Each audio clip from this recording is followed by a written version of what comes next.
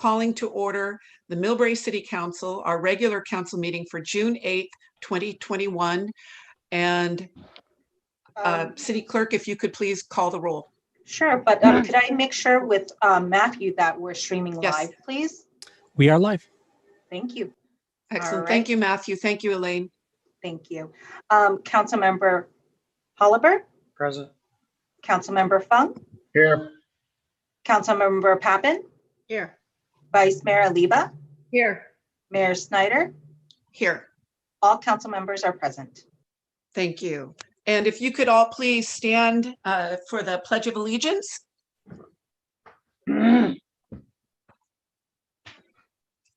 I pledge allegiance to the flag of the United States of America and to the republic for which it stands, one nation, under God, indivisible, with liberty and justice for all. Sorry, clearly I'm on hyper mode. Okay.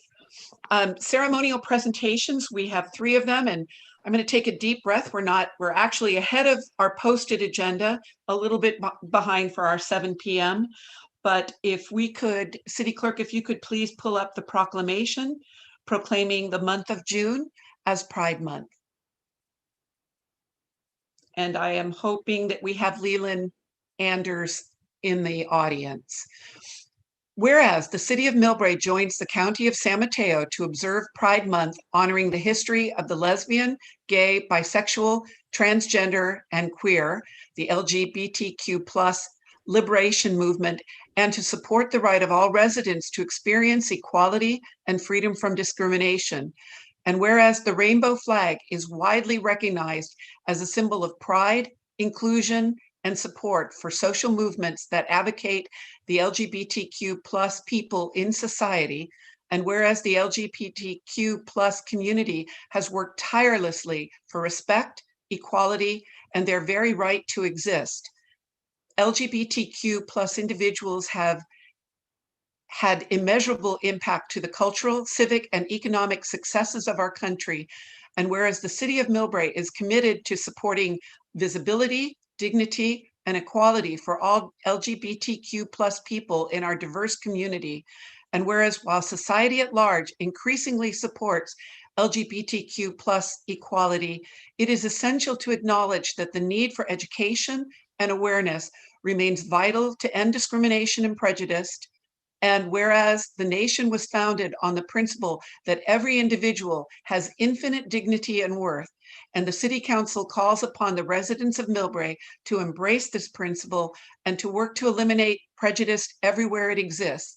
And whereas celebrating Pride Month influences awareness and provides support and advocacy for San Mateo County LGBTQ community, and is an opportunity to take action and engage in dialogue to strengthen alliances, build acceptance, and advance equal rights.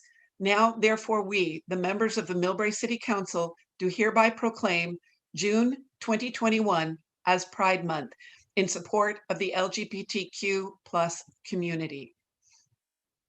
Thank you, Elaine. And Leland, I know you have some, there you are. Leland, please join us. And there you go. Thank you so much, Mayor Schneider and City Council members. My name is Leland Anders, and my pronouns are they, them, theirs. I am so excited to see the city issue this proclamation to declare June as Pride Month for a 2nd year in a row. I'm honored and very proud to accept this proclamation on behalf of the San Mateo County LGBTQ Commission. The Commission's mission is to bring greater recognition and visibility to the LGBTQ community in San Mateo. And for a 2nd year in a row, our commission has invited all cities and towns in San Mateo County to formally recognize Pride Month in June.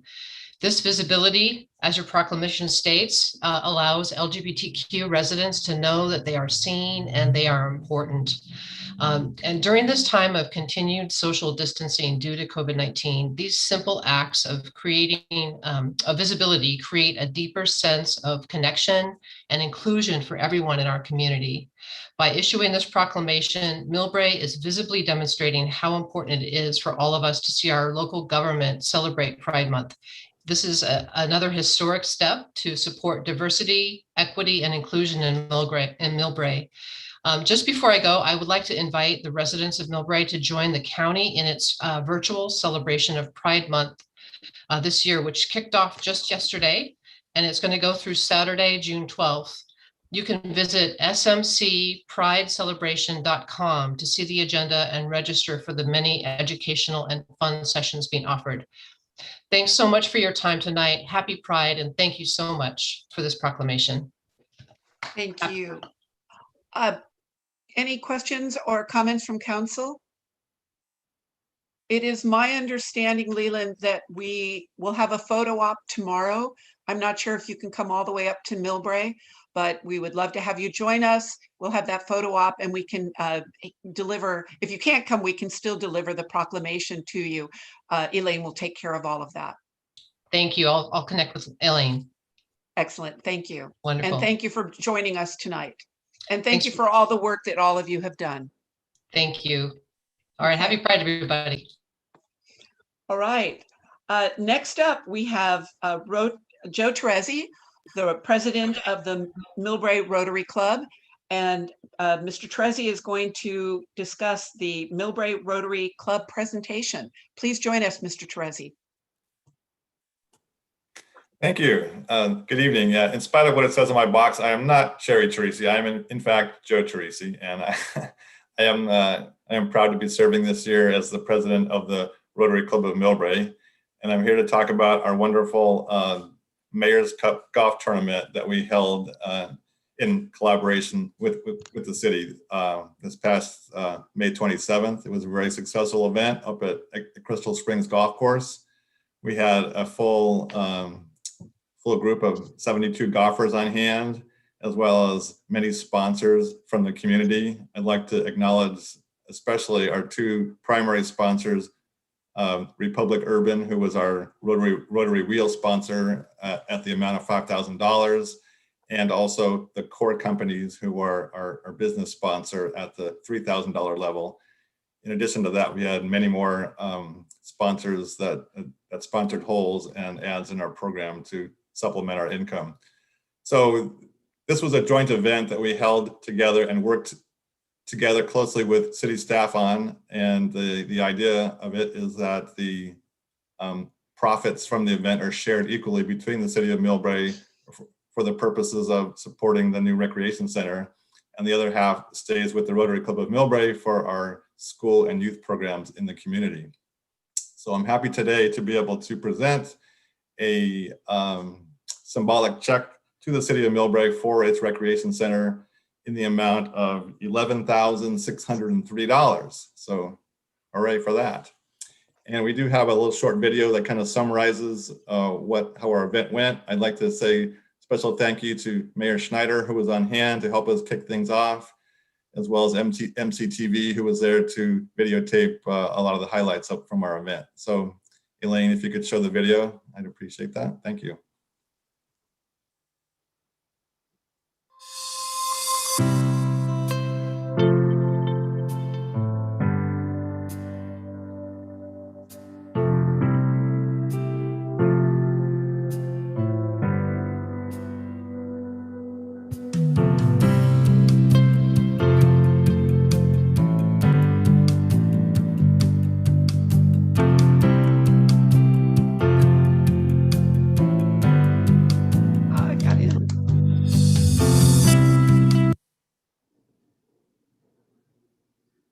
Elaine, we've got a tiny problem.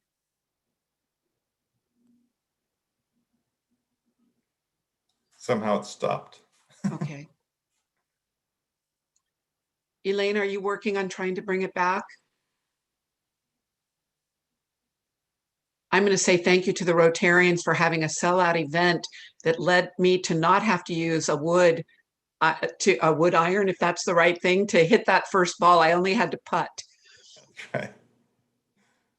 Mayor, I suggest we move on and then Okay. and believe President Teresi from Rotary Club. This is available on YouTube, so people Okay. Right, that's correct.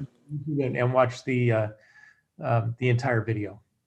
So Excellent. again, thank you to Mayor Schneider and the city staff for working together with us Rotarians to make this a big success.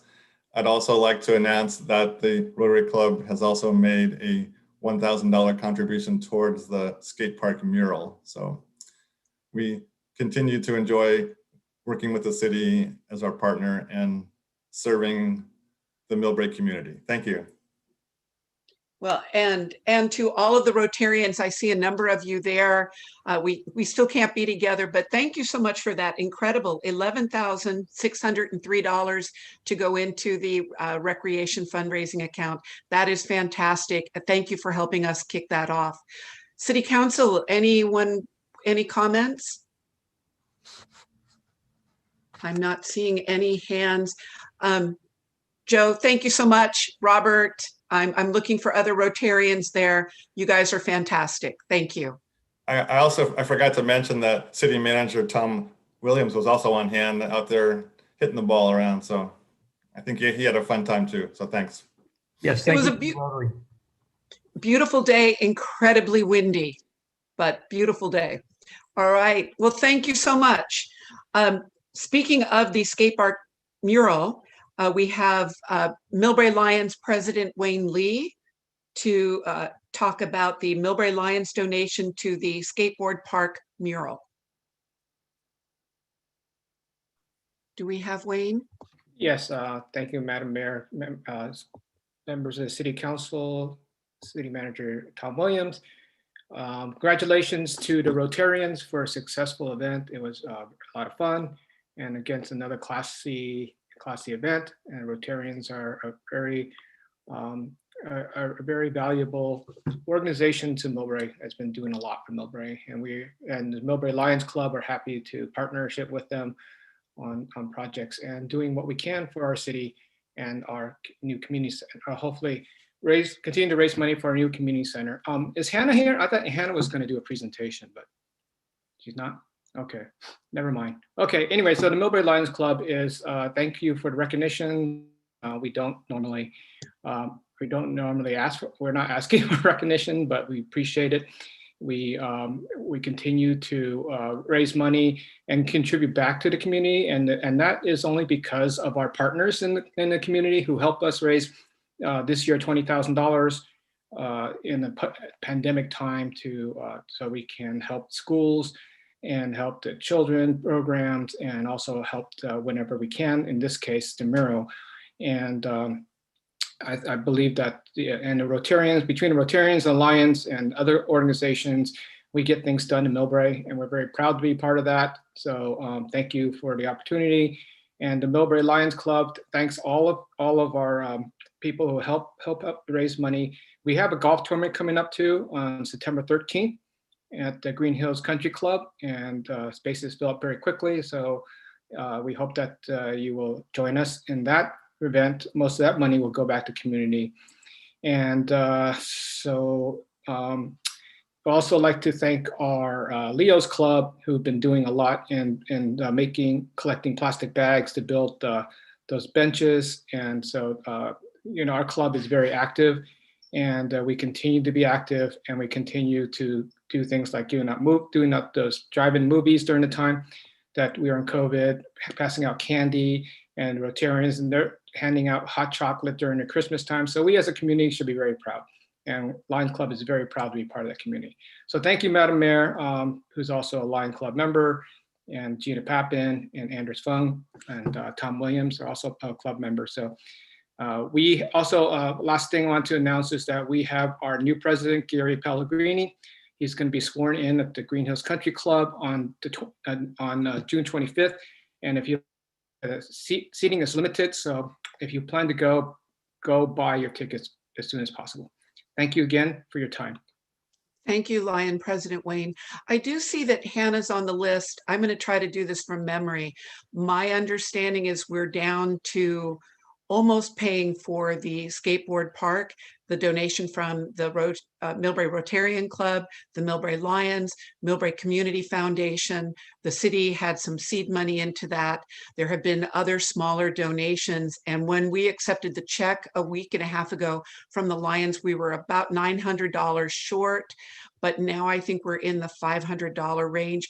So with luck, the skateboard mural will go ahead and should be painted and completed in September, unless there's been some slippage there. But I'm sorry, we don't have Hannah to give the full report on that, but we are very close to our first piece of publicly Millbrae commissioned artwork paid for by the community. So thank you to all of you who donated to the skateboard park mural project.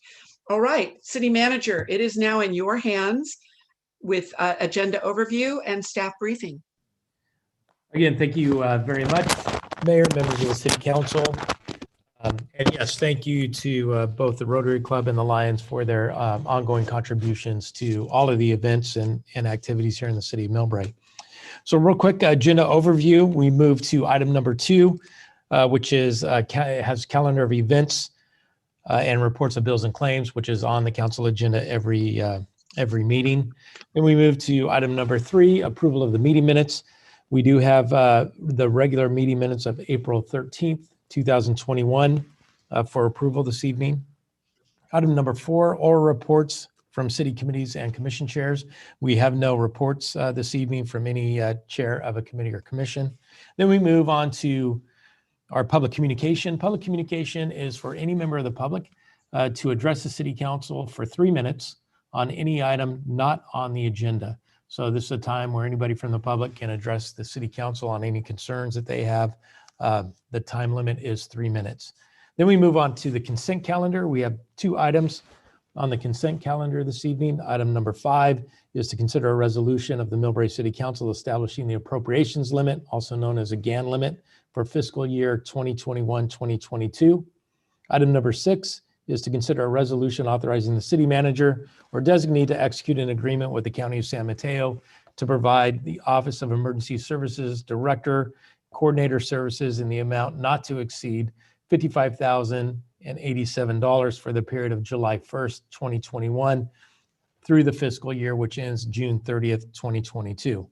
Then we move to public hearing items. We have 1 item on the public hearing calendar this evening. It's item number 7. The public hearing is to consider the proposed adoption of the Central County Fire Department, CCFD, fiscal year 2021-2022 master fee schedule for fire prevention services. This is our fire marshal's office for plan check review and inspections. This item was continued from the May 11th, 2021 City Council meeting. Then under existing business, item number 8 is to receive the proposed operating and capital budget for the fiscal year 2021-2022 and adopt a resolution of the Millbrae City Council appropriating the operating budget and capital budgets for the fiscal year 2021-2022. New business, we have 4 items under the new business. Item number 9 is council discussion and appointment of planning commissioners. Item number 10 is consideration of city sponsorship and management of the Millbrae Art and Wine Festival. Item number 11 is an informational report on reopening City Hall to the public. And item 12 is to consider adoption of a resolution authorizing the city manager to execute an agreement with the County of San Mateo for continued animal control services for a 5-year term beginning July 1st, 2021. Then we move into council comments and then adjourn the open meeting. And we do have a closed session this evening, and that is regarding our labor negotiations with the Teamsters Union. So that concludes the agenda overview, Mayor. And I just do have just a quick update for the council and the public. This Saturday, June 12th at 9 a.m., our new police chief, Chief Christina Corpus, and myself will be having a coffee out at Starbucks right across the street from City Hall on Broadway. And This is just a meet and greet with the new chief and myself, get to know the community and answer any questions that community members have. So that takes place this Saturday, 9 a.m. At Starbucks. We also will have the kickoff of our Beats and Brews starting July 4th, which is a Sunday. This year we'll feature the professional touring band called the Rock Bottom Boys. That's on the cover of our advertisement. And the event will start at 3 p.m. and will go to 5 o'clock. And it will be on the 300 block of Broadway. As we've done in years past, we'll close the street and just have a nice welcome, open celebration. Support your local businesses and come out and to our event the afternoon of 4th of July on Broadway. And then we also have our summer academic and sports programs and activities. That registration through our recreation department is open. So we have art camps, sports camps, academic camps, and these are for all ages. So from kindergarten through high school. And to register, you can go on our recreation site on the city's website, or the website www.bit.ly/MILREC.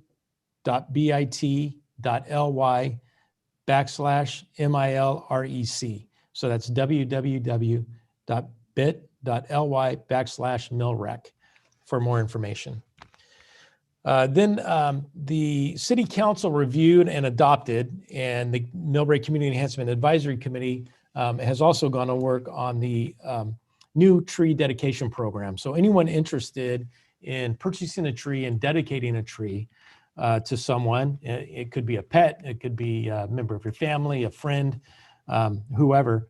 Millbrae residents can order a 24-inch box live oak tree through our recreation department that will be planted by our parks department along the spur trail. There are plaques that are offered on our website. If you sign up for the program and like to dedicate a tree, we have 3 different plaque sizes that are 6 inches by 6 inches and 8 by 8 inches, and I think a 12 by 14 inch plaque. So if you would like to dedicate a program, you can log on to our website. Again, that is the www.bit.ly/MILREC website. And then lastly, on the COVID-19 front, the county is providing rent relief for San Mateo County residents. This emergency rental assistance program is covered through the COVID-19 rent relief, and housing is a key program.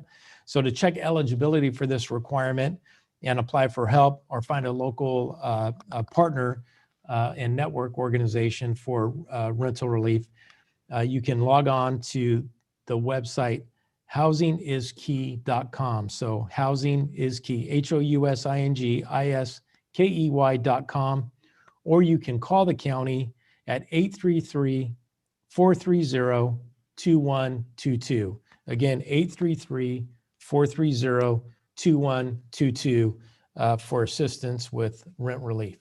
So Mayor, that concludes my briefing for this evening. Thank you, City Manager. A question on process. There's one, possibly 2 agenda items that the public has asked to move forward. Should I hold off on that until we finish consent calendar, or do it now? Mayor, I think now is the appropriate time if you would like to make a motion to consider moving items ahead on the agenda. I'd like to make a motion. I think historically, when we have interviewed planning commissioners, we don't make them wait until the end of the agenda to find out what council's discussion and decision will be. So if possible, I'd like to move agenda item number 9 to just after consent calendar. And then I know that we have many people from the public to talk about agenda item number 10, which is the discussion of the Art and Wine Festival, and move that one again after item 9, after consent calendar. And then we'll go back to the agendized format with the public hearing and existing and old and new business. If I can have a motion or a seconder, I'll make the motion. You can just do it. I can just do it. Thank you, former Mayor Holliber. If we can just go ahead and do that. With that, then next up is approval of minutes. City Clerk, no one contacted me with any changes. Did anyone need any changes? No one wrote to me about any changes. Thank you. If I can have a motion and second to approve Motion the approved. minutes. Thank you, of April 13th, 2021. And I believe that was Councilman Holliber. And this fall. Oh, I'm sorry, Councilman Fung. So we motion by Fung, seconded by, Second. thank you, Mr. Holliber. No further discussion. City Clerk, could you please call the vote? Councilmember Holliver, Aye. Councilmember Fung, Aye. Councilmember Pappen, Aye. Vice Mayor Leva, Aye. Mayor Snyder. Aye. The regular meeting of April 13, 2021 is approved by the vote of 5-0. Thank you, City Clerk. Next up is oral report from city committees and commissions. We have no reports tonight. So moving on to the one, if there are members of the public who would like to discuss an item that is not on tonight's agenda, please raise your hand. And or if you're on the phone, please make sure that the city clerk knows that you are in the queue. And with that, I'm going to call Cliff Banayat. Hello. Can you hear me? You're coming in perfect. Thank you. Excellent. Good evening. Hello, my name is Cliff Banayat, and I'm reading this statement on behalf of Calvin Louie, who couldn't be here today, but is a longtime member of the Millbrae community and longtime property owner here. We are talking today about city-owned land near the BART station. Does the city council know that that the three most valuable parcels owned by the city of Millbrae are now in jeopardy of being seized by high-speed rail? In reading through the high-speed rail website, it seems that in 2017, high-speed rail outlined an environmental footprint and included all three parcels of our city-owned land within that footprint. All three of the city-owned parcels are within the high-speed rail environmental footprint and subject to taking by eminent domain by high-speed rail. These parcels are owned by the community, by the taxpayers of Millbrae, and you are entrusted with the responsibility for these parcels for the benefit of the community. It would appear that now that high-speed rail has completed its environmental impact reports, all that is left is for them to complete their record of decisions, which according to high-speed rail will be in about a year. So in roughly 1 year, HSR can take our three valuable land parcels by eminent domain, including the Pipe Yard, the Kiss and Ride Lot, and 100 El Camino Real. The city would not be compensated fairly, but we would if the parcels were approved for development in some form. According to high-speed rail reports, they seem to be encouraging the city to approve building projects and entitle land next to the station. But for land not entitled by next year, high-speed rail can and will eventually take away our land by eminent domain. Yet, for more than 5 years, council and staff have delayed even beginning entitlement of the city's three valuable parcels at the station. The city needs to be transparent about its plans and hold a public hearing about how the city manager plans to overcome these and other obstacles. Otherwise, it looks like the city is not fulfilling its responsibility to look out for the interests of its citizens. Thank you for listening today, and thank you for your hard work and leadership. That's it. Thank you. Mayor, if I could respond real quick, because this is going on, I think Mr. Calvano's got people at the meeting now, I think for 3 consecutive months or so. And there's just a lot of misinformation out there. I know that this is not on the agenda, but we have been working with getting land transferred back from BART for a major infrastructure project, which is the extension of California Drive. We're well aware of the issues with high-speed rail. I can guarantee you that your city and your city council are fighting hard to look at alternatives and for high-speed rail to actually go underground like they told the voters in 2008 and look at a total redesign. So perhaps maybe we should agendize this. I know working with the West Side Subcommittee, we're going to have a meeting to review the RFP. We had to wait until we actually had title to the property before we proceeded. But there's just a lot of misinformation out there, and I can't sit in another meeting and hear people miscommunicate to our public, to our community that are from outside the community on what's happening. So for the record, there's no need for public comment every meeting on this. And we're working on the RFP, and we're working on all of the land transactions between us and BART. Thank you, City Manager. And again, council cannot comment on items that are not agendized. But thank you, Mr. And I butchered your name, Banayat. Yes, that's correct. Thank you so Okay. much. Thank you. Mayor, I think we can move forward. Okay, next up is Peter. Hi, my name is Peter, and I want to talk about the whole system with the high-speed rail. I'm a product of the Millbrae school system, and it's pretty fresh to me, and I want to make sure that our schools continue to be strong moving into the future. And a big part of this is ensuring we have a steady and reliable funding stream. It's cool that the city owns land at BART, and we can develop it to use proceeds to fund important needs like schools. I'm concerned, however, that the city is not moving and has not been moving with the urgency to make the scenario a reality. And I feel like we'll be in a pickle soon. High-speed rail, like we talked before, released their latest business plan, which outlines the schedule for development at the station.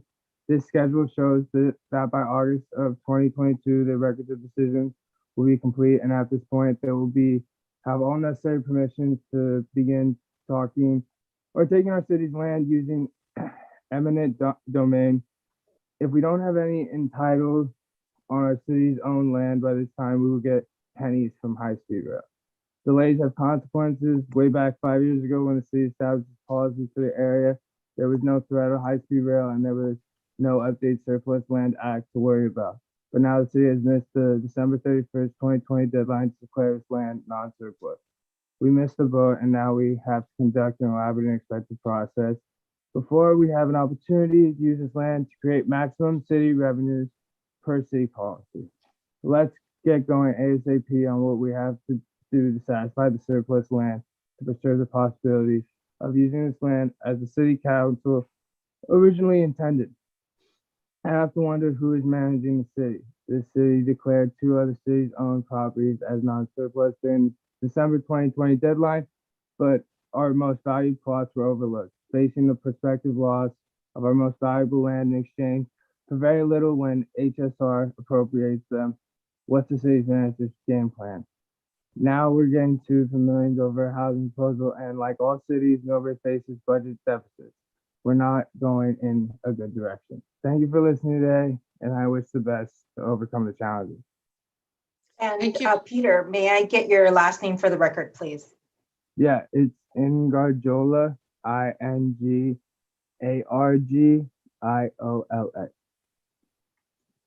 Thank you. Thank you. And Mayor, I'll just Michael? make one more comment for the benefit of the Millbrae. Yes, City Manager. Millbrae public, which is, we have made formal objections to high-speed rail's EIR. We're going through the proper legal process. So we're well aware and putting the city in the best possible light. This will be a competitive process. So nobody should take the liberties to believe that it's not going to be a competitive process. Thank you, City Manager. Michael Kelly. Hi, good evening, Madam Mayor, City Council, residents of Millbrae, and city staff too. Favorite city manager, Tom Williams. Happy to be here today. I'm finding more and more interesting things in participating to these meetings. I'm so glad we're able to do this via Zoom. Hopefully that will continue. I'm just sharing tonight 2 things, an acknowledgement and a request. Past Mayor Wayne Lee made reference when he was speaking earlier about some of the contributions from the Millbrae Lions into the community and what the Terezis and the Rotarian clubs have done. Like many here in Millbrae, I wear many hats. I am also a Millbrae Lion. I'm an advisor to the Millbrae Leos, the youth group that past Mayor Wayne Lee referenced. And I just wanted to make an acknowledgement to the City of Millbrae staff, to City Council, and to the community to thank the city staff for making City Hall available for this project the Leos have been running on plastic recycling. It's a project that was launched, this Leos group, typically, most of them are at Mills High School, but St. Ignatius and St. Dunstan, other schools as well, students participate in Millbrae Leos. It's basically from 12-year-olds to 18-year-olds, but they've launched this program to keep clean, plastic film out of landfill. And they got a project going with a company called Trex. They make a resin-based kind of outdoor furniture and decking. So what happens is if they can collect 500 pounds of plastic and clean it, get it weighed and sorted and shipped back off to Trex, Trex sends a park bench. And so this partnership has been amazing. The Leos they exceeded their plan that was supposed to take 6 months. They did it in 6 weeks. The city stepped up, and in the pandemic, they allowed the Leos and the group to store the extra plastic everyone was dropping off at City Hall in one of the back rooms. So it's an acknowledgement, a thank you to the city for that. It's a request that everyone on this call, so you all know, let your neighbors and friends know, it's continuing. Please keep bringing your clean stretch plastic. There are receptacles in the front and the back of City Hall. So far, the Leos have mentored other groups because they finished their 500-pound project. They kept over 2,000 pounds of plastic out of landfill. 4 park benches are being shipped to the city of Millbrae. The city of Millbrae's Public Works Department is going to install the benches. There'll be plaques commemorating the groups that did this work. That includes the Leos, the Daisy Scouts of Millbrae, the Girl Scouts of Millbrae, the Planet Savers of the Peninsula, and Millbrae's Anti-Racist Coalition. 4 benches on the way to Millbrae. Thank you, City Council. Thank you, City Management. Thank you, Millbrae. Let's keep this going. Thank you, Mr. Kelly. Elaine, do we have anyone on the phone? City Clerk? I'm not seeing any. I forgot to unmute myself. No, we do not have any speaker that is calling in. Very good. I don't see any other hands raised. So closing public communication and moving to consent calendar. City Council, if we are okay, a motion to approve consent calendar items. Number 5, resolution of the Millbrae City Council establishing the appropriations limit for fiscal year 2021 and 2022. And agenda item 6, resolution authorizing the city manager or designee to execute an agreement with the County of San Mateo to provide Office of Emergency Services District Coordinator Services in an amount not to exceed $55,087 for the period of July 1st, 2021 to June 30th, 2022. Pappen, move approval. Thank Second you. by Fong. Thank you, Councilwoman Pappen and Councilman Fung. Any discussion? Elaine, please call the vote. Councilmember Holliber, Aye. Councilmember Fung, Aye. Councilmember Pappen, Aye. Vice Mayor Luba, Aye. Mayor Snyder. Aye. Consent items 5 and 6 passed by the vote of 5-0. Thank you. Next up is agenda item number 9. This is council discussion and appointment of planning commission.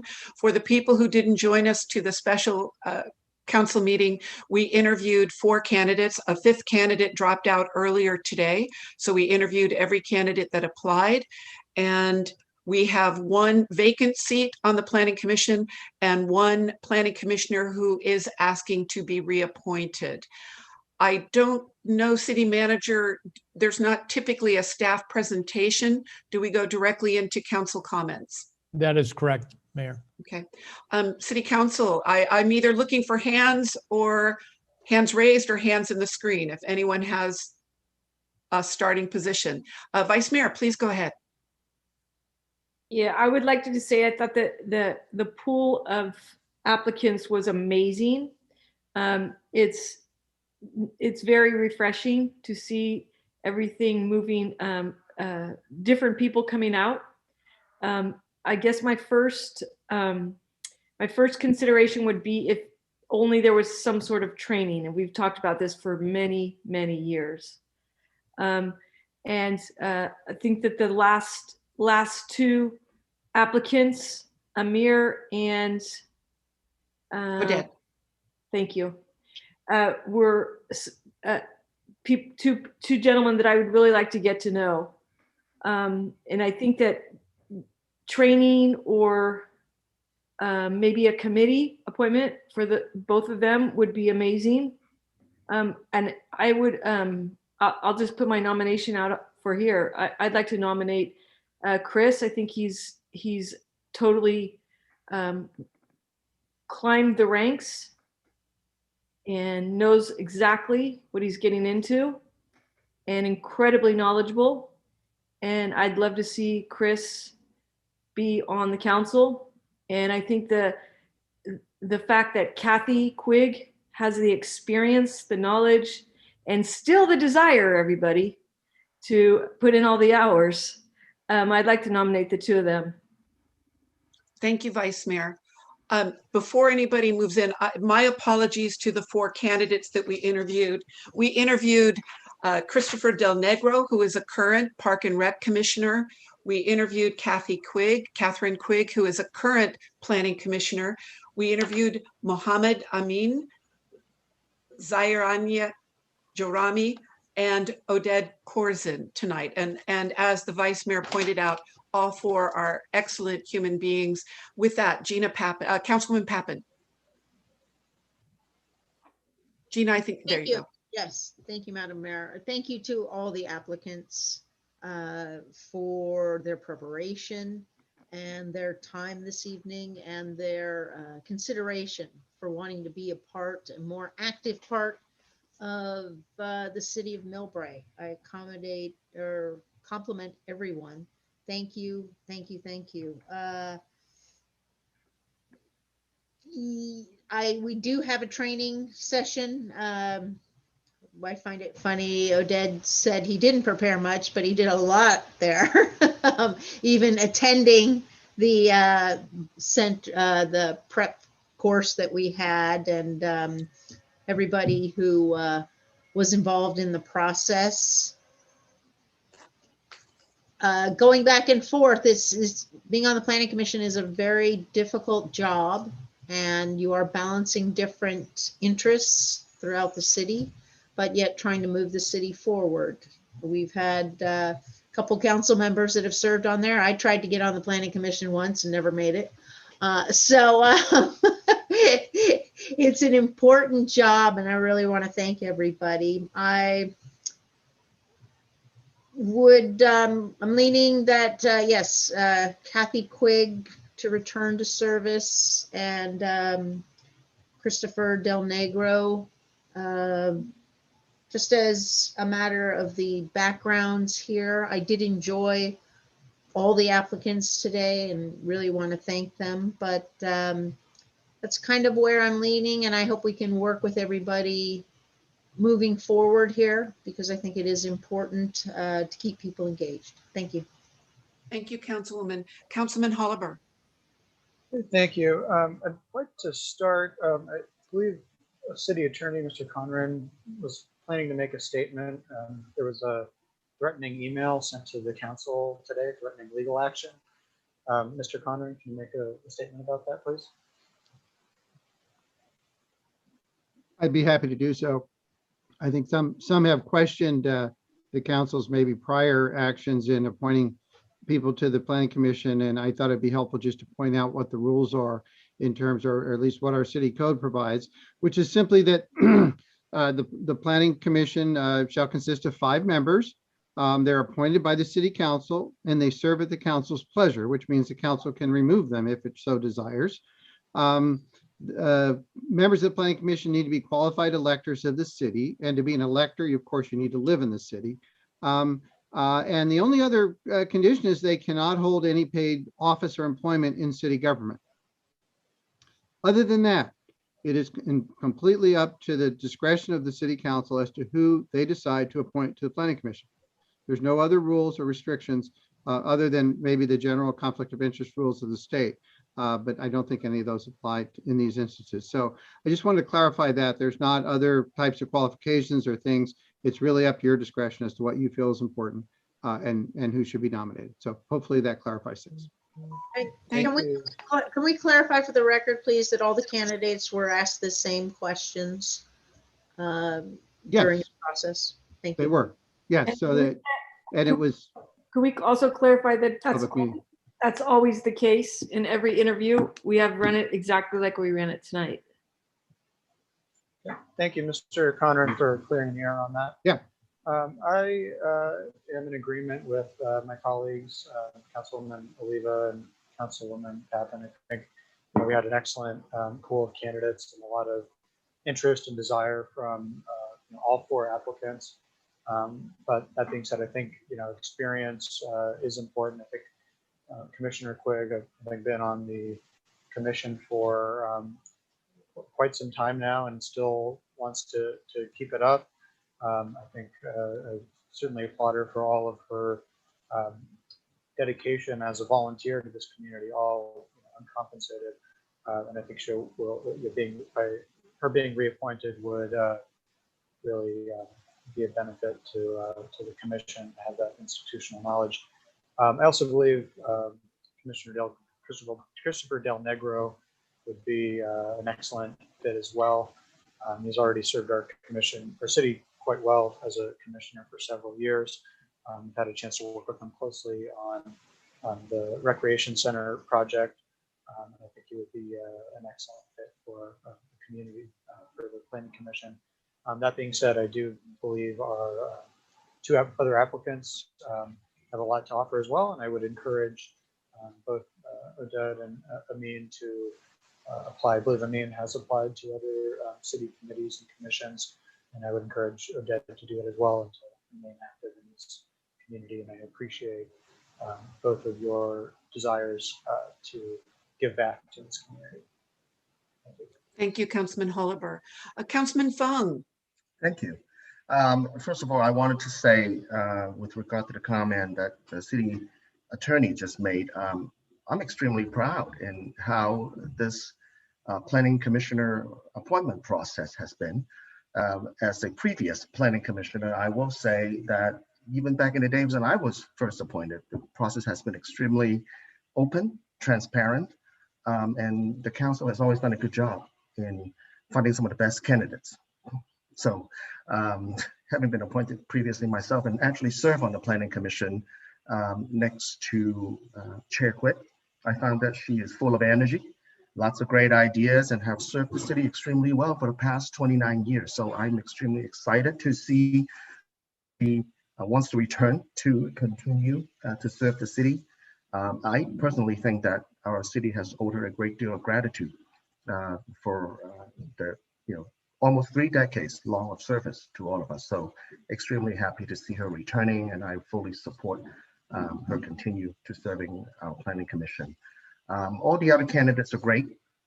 I enjoyed the conversation with Mr. Amin, that I appreciate his scientific approach to solving problems and building pros and cons chart to weigh in his decisions. Those are extremely valuable. And many other candidates also said great things.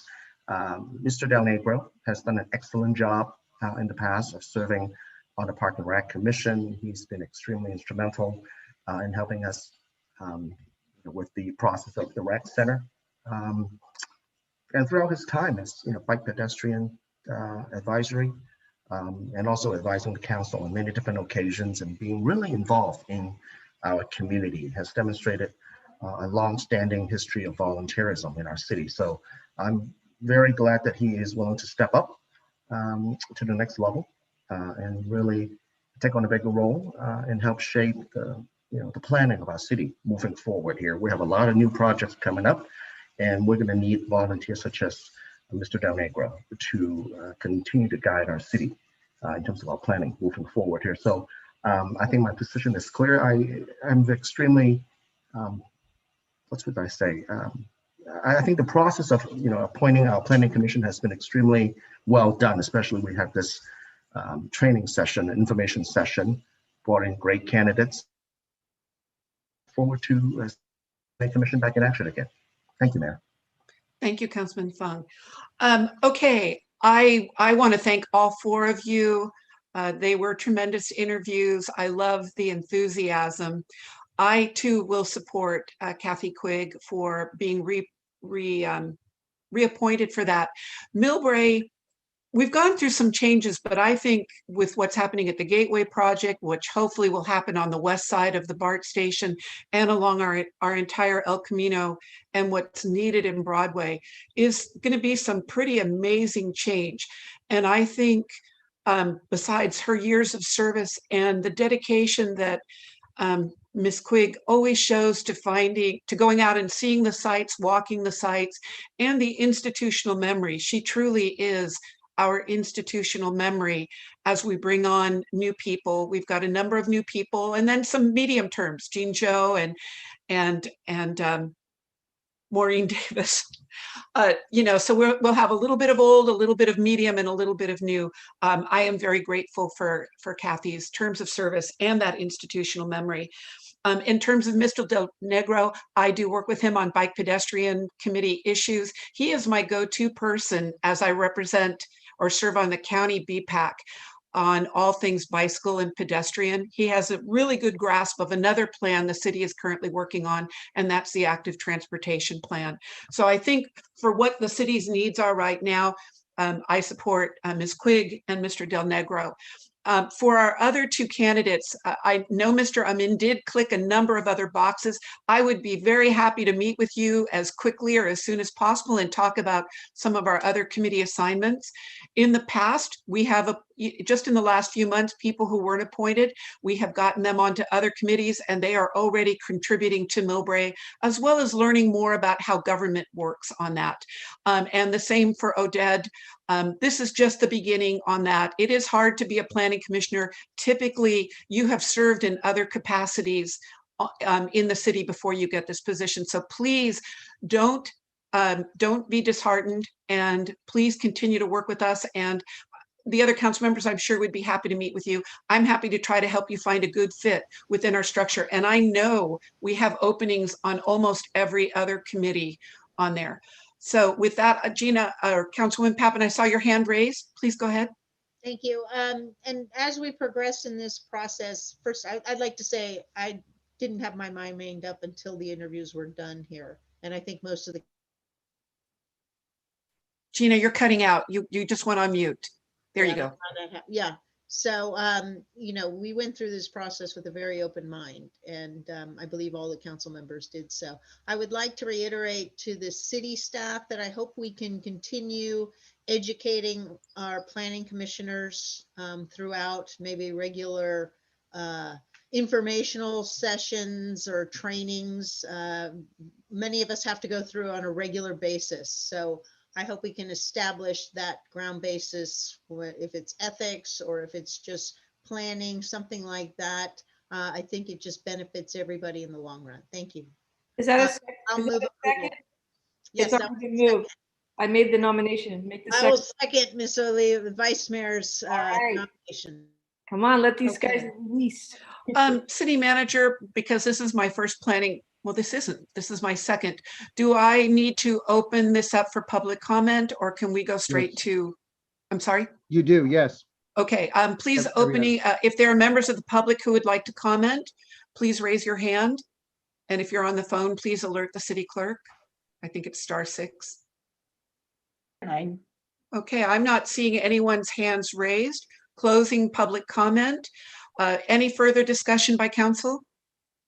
All right, we have a motion made by Vice Mayor Oliva, seconded by Councilwoman Pappen, to reappoint Kathy Quigg to the Planning Commission and to appoint Christopher Del Negro to the Planning Commission. City Clerk, if you could please call the vote. Councilmember Holliber. Aye. Councilmember Fung. Aye. Councilmember Pappen. Aye. Vice Mayor Oliva. Aye. Mayor Snyder. Aye. The City Council appointed Catherine Quigg and Christopher James Del Negro to the Planning Commission to serve on the commission for a 4-year term starting on July 1st, 2021. By the vote of 5-0. Thank you. Thank you, City Clerk. City Manager, I know we closed the signups for the other committees. There was not an opening on Park and Recreation, and now come July 1st, Mr. Del Negro will be moving from planning or Park and Rec Commission to planning. Can we send a notice out about applying for this now open Park and Rec Commission seat? Yes, Mayor and all the council, we will open that vacancy and solicit applicants. Excellent, thank you. All right, moving on to agenda item number 10. This is Madam Mayor? Madam Mayor, I Yes. think Mr. Oliver wants to say something. Oh, please go ahead, Mr. Holliber. Yes, I just wanted to point out, we do have I believe, a special meeting coming up with the council and the planning commission this month. So I'm hoping Mr. Del Negro can be sworn in before that meeting if possible. City manager, can we do that? I think it's a good idea. Yeah, that is no problem. We can make sure that happens. Okay. And for the public there, Madam Mayor, yes, Mr. I Fung. just want to clarify, I thought this appointment was for the July 1st until for the next 4 years. Otherwise, the current appointment, current term of the appointment, which is left vacant by me, ends on June 30th. I just want to make sure that doesn't create a reappointment necessity here. Right.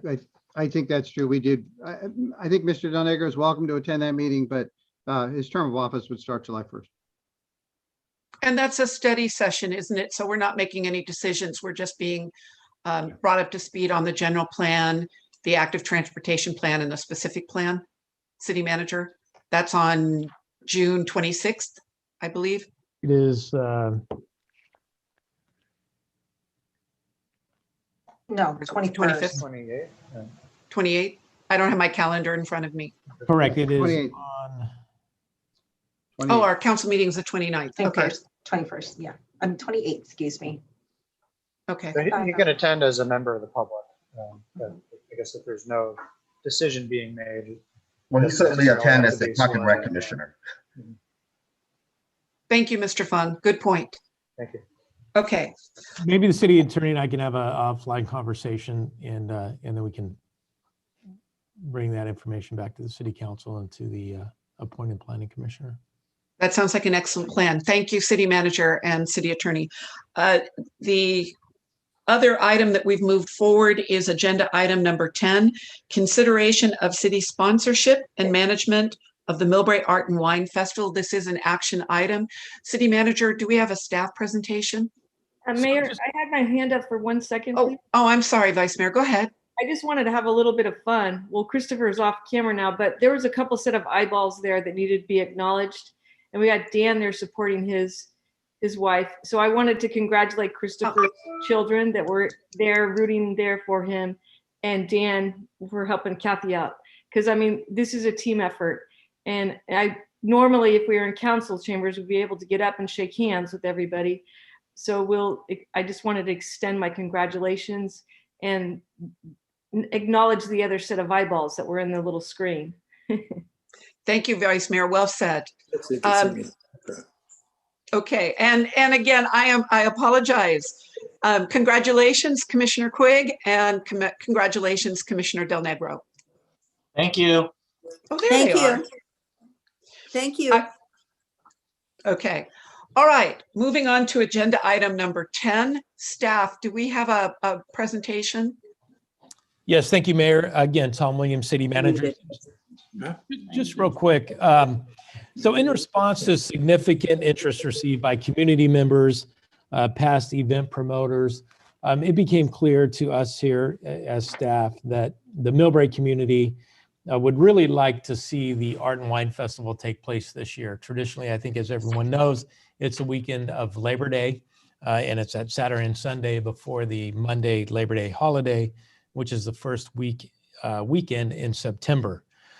So in pursuing the festival this time of year, time is of the essence, right? I mean, it's kind of short notice to get an event planned, especially a very successful, booming festival that I think everyone has in their mind that they would like to see this year.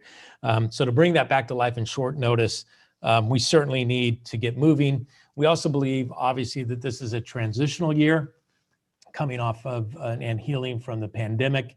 There's still some, possible constraints in terms of outdoor seating capacity or limiting capacity. As of right now, it's 10,000. So I think we can manage that accordingly. But by the time we get to Labor Day, with vaccinations and continuing success in beating the pandemic, I think that planning is appropriate.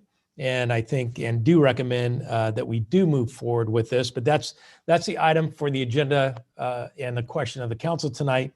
is first and foremost, is the council desirous of moving forward with this? So that go, no-go decision we'd like to receive from the council.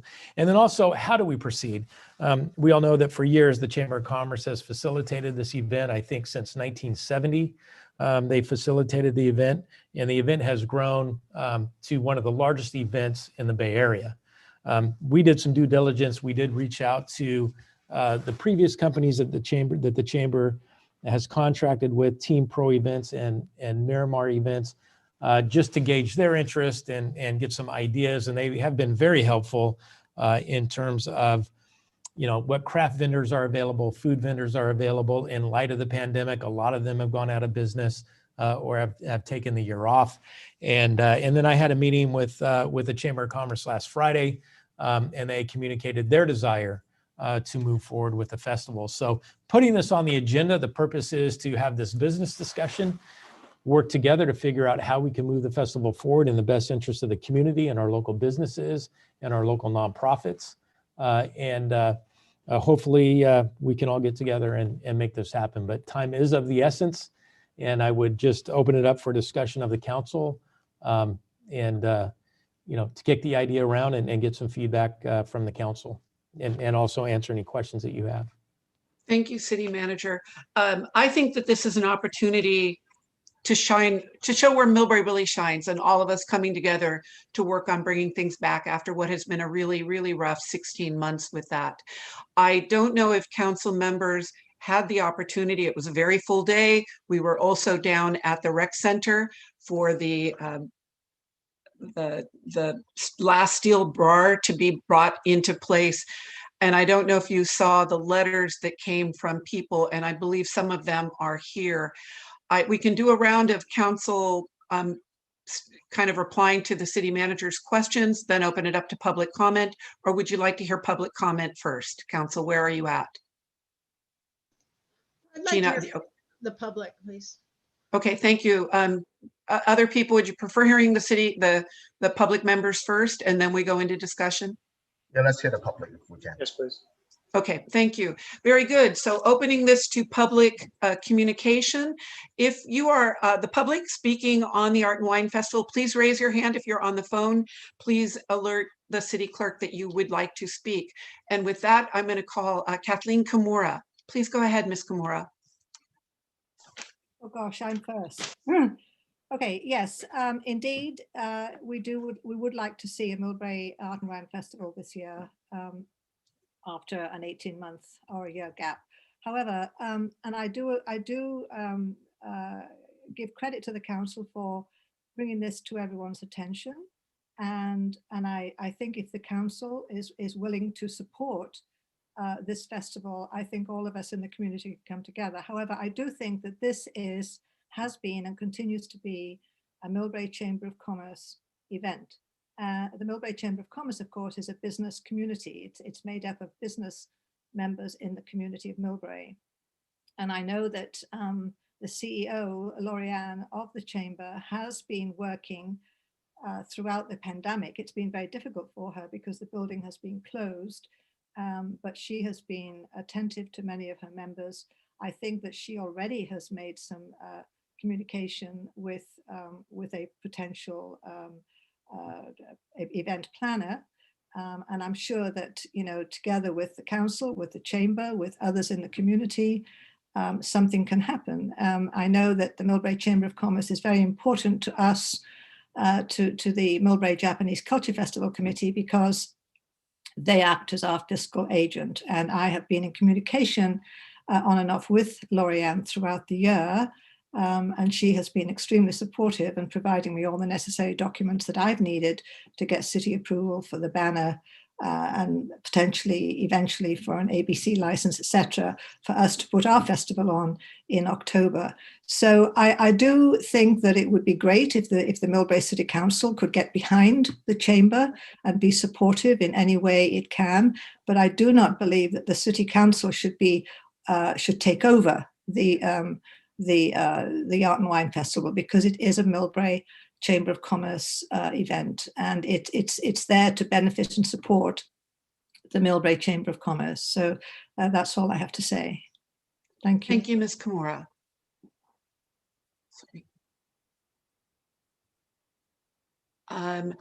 Nikki Gauchi.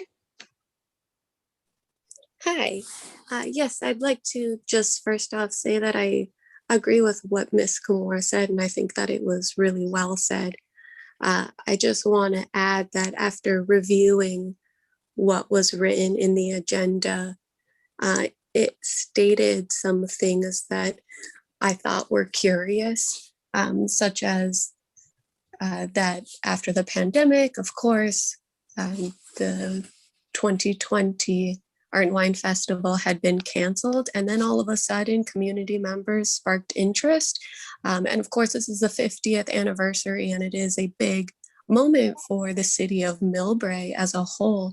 And I feel like that should go to the Chamber of Commerce, and that it's, a little suspicious maybe that the city of Millbrae wants to run the festival this year, just based off of what it was reading in the agenda. It sounded like if we wanted to have the festival, then we're voting to have it run by the city. And I just wasn't sure if that was an accurate statement, because I was under the same impression that the Chamber of Commerce was already in the works of having the festival this year. I think that they've done a great job with it in the past. As a longtime community member, going to them has always been a highlight of the year. And I think since it is the 50th anniversary, that we should continue to let the chamber run it successfully as they have in the past. And again, hopefully with all the vaccines that are becoming more available, we can have a larger crowd. Thank you. Thank you, Ms. Gauchi. Yvette Rogers. Hello, thank you for allowing me to speak today. I kind of just want to reiterate what I've heard so far as well. I believe the Chamber of Commerce should definitely, continue doing what they've been doing for 50 years. I've always enjoyed the Millbrae Art and Wine Festival. I've gone ever since I was a little kid, grown up going to it. I live very close to where the festival is held each year. I walk there with my grandmother and my husband, and my grandma has a wine glass from every single year. No exaggeration. I swear to you, she does. And we've just always loved it.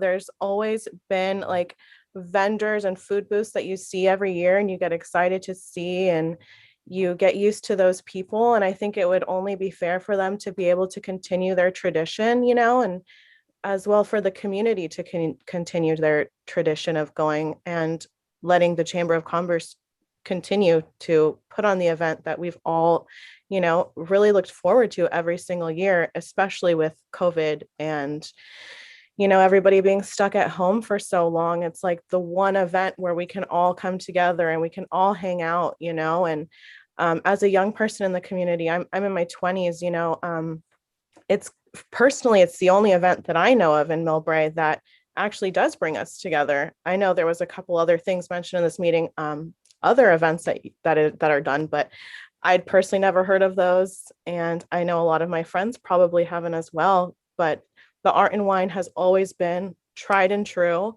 had great things to do there, and had so many wonderful memories there. I think that it's only fair for the 50th for the Chamber of Commerce to really go all out and do what they do best. If it's not broke, don't fix it. I think it's really fun, and I would hope to keep it around. Thank you, Ms. Rogers. Thank you. Ashley R. Hello. Despite my username, my name is Melissa Gill. I'm using Hi, Melissa. my partner's username. But I just wanted to say, first of all, I love all the support coming from the community. You don't see too many people recently coming together the way this meeting has so far. So I just wanted to say that's been very nice to see. I've grown up in Millbrae. I've lived there my entire life. And the Art and Wine Festival is truly something that I've always looked forward to. I've had memories of my parents having a booth there, to performing there back in high school. And it's just always been something that, like everyone else has said, it's always been something that we all come together and kind of join together. And it's something that really holds a special place in my heart, especially just because I've I've participated in it so much. So I just wanted to say that great job to the Chamber of Commerce, and I really hope they can continue doing this so that we can continue having a great art and wine festival. Thank you, Melissa. Deanna, City Clerk, do you need me to prompt everybody to give their full names for the record? That'll be great. Thank you. I was about to ask. My apologies, Elaine. Deanna, could you please join us and please give your full name for the record?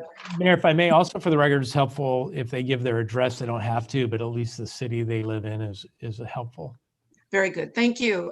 As the city manager said, full name and city or street address, if you'd like to give that. Go ahead, Deanna. Hi, yes, my name is Deanna. Hi, yes, my name is Deanna Castillo. I live on Fernwood Drive in Millbrae. And I have been participating in the Art and Wine Festival as either, a coming in to enjoy it, as well as performing in it as a high schooler, and now as a mother myself, being able to bring my daughter. So it's been an amazing experience. Pretty much 3 generations of my family has experienced the Art and Wine Festival. Like you all have noted, it is something that we all really look forward to.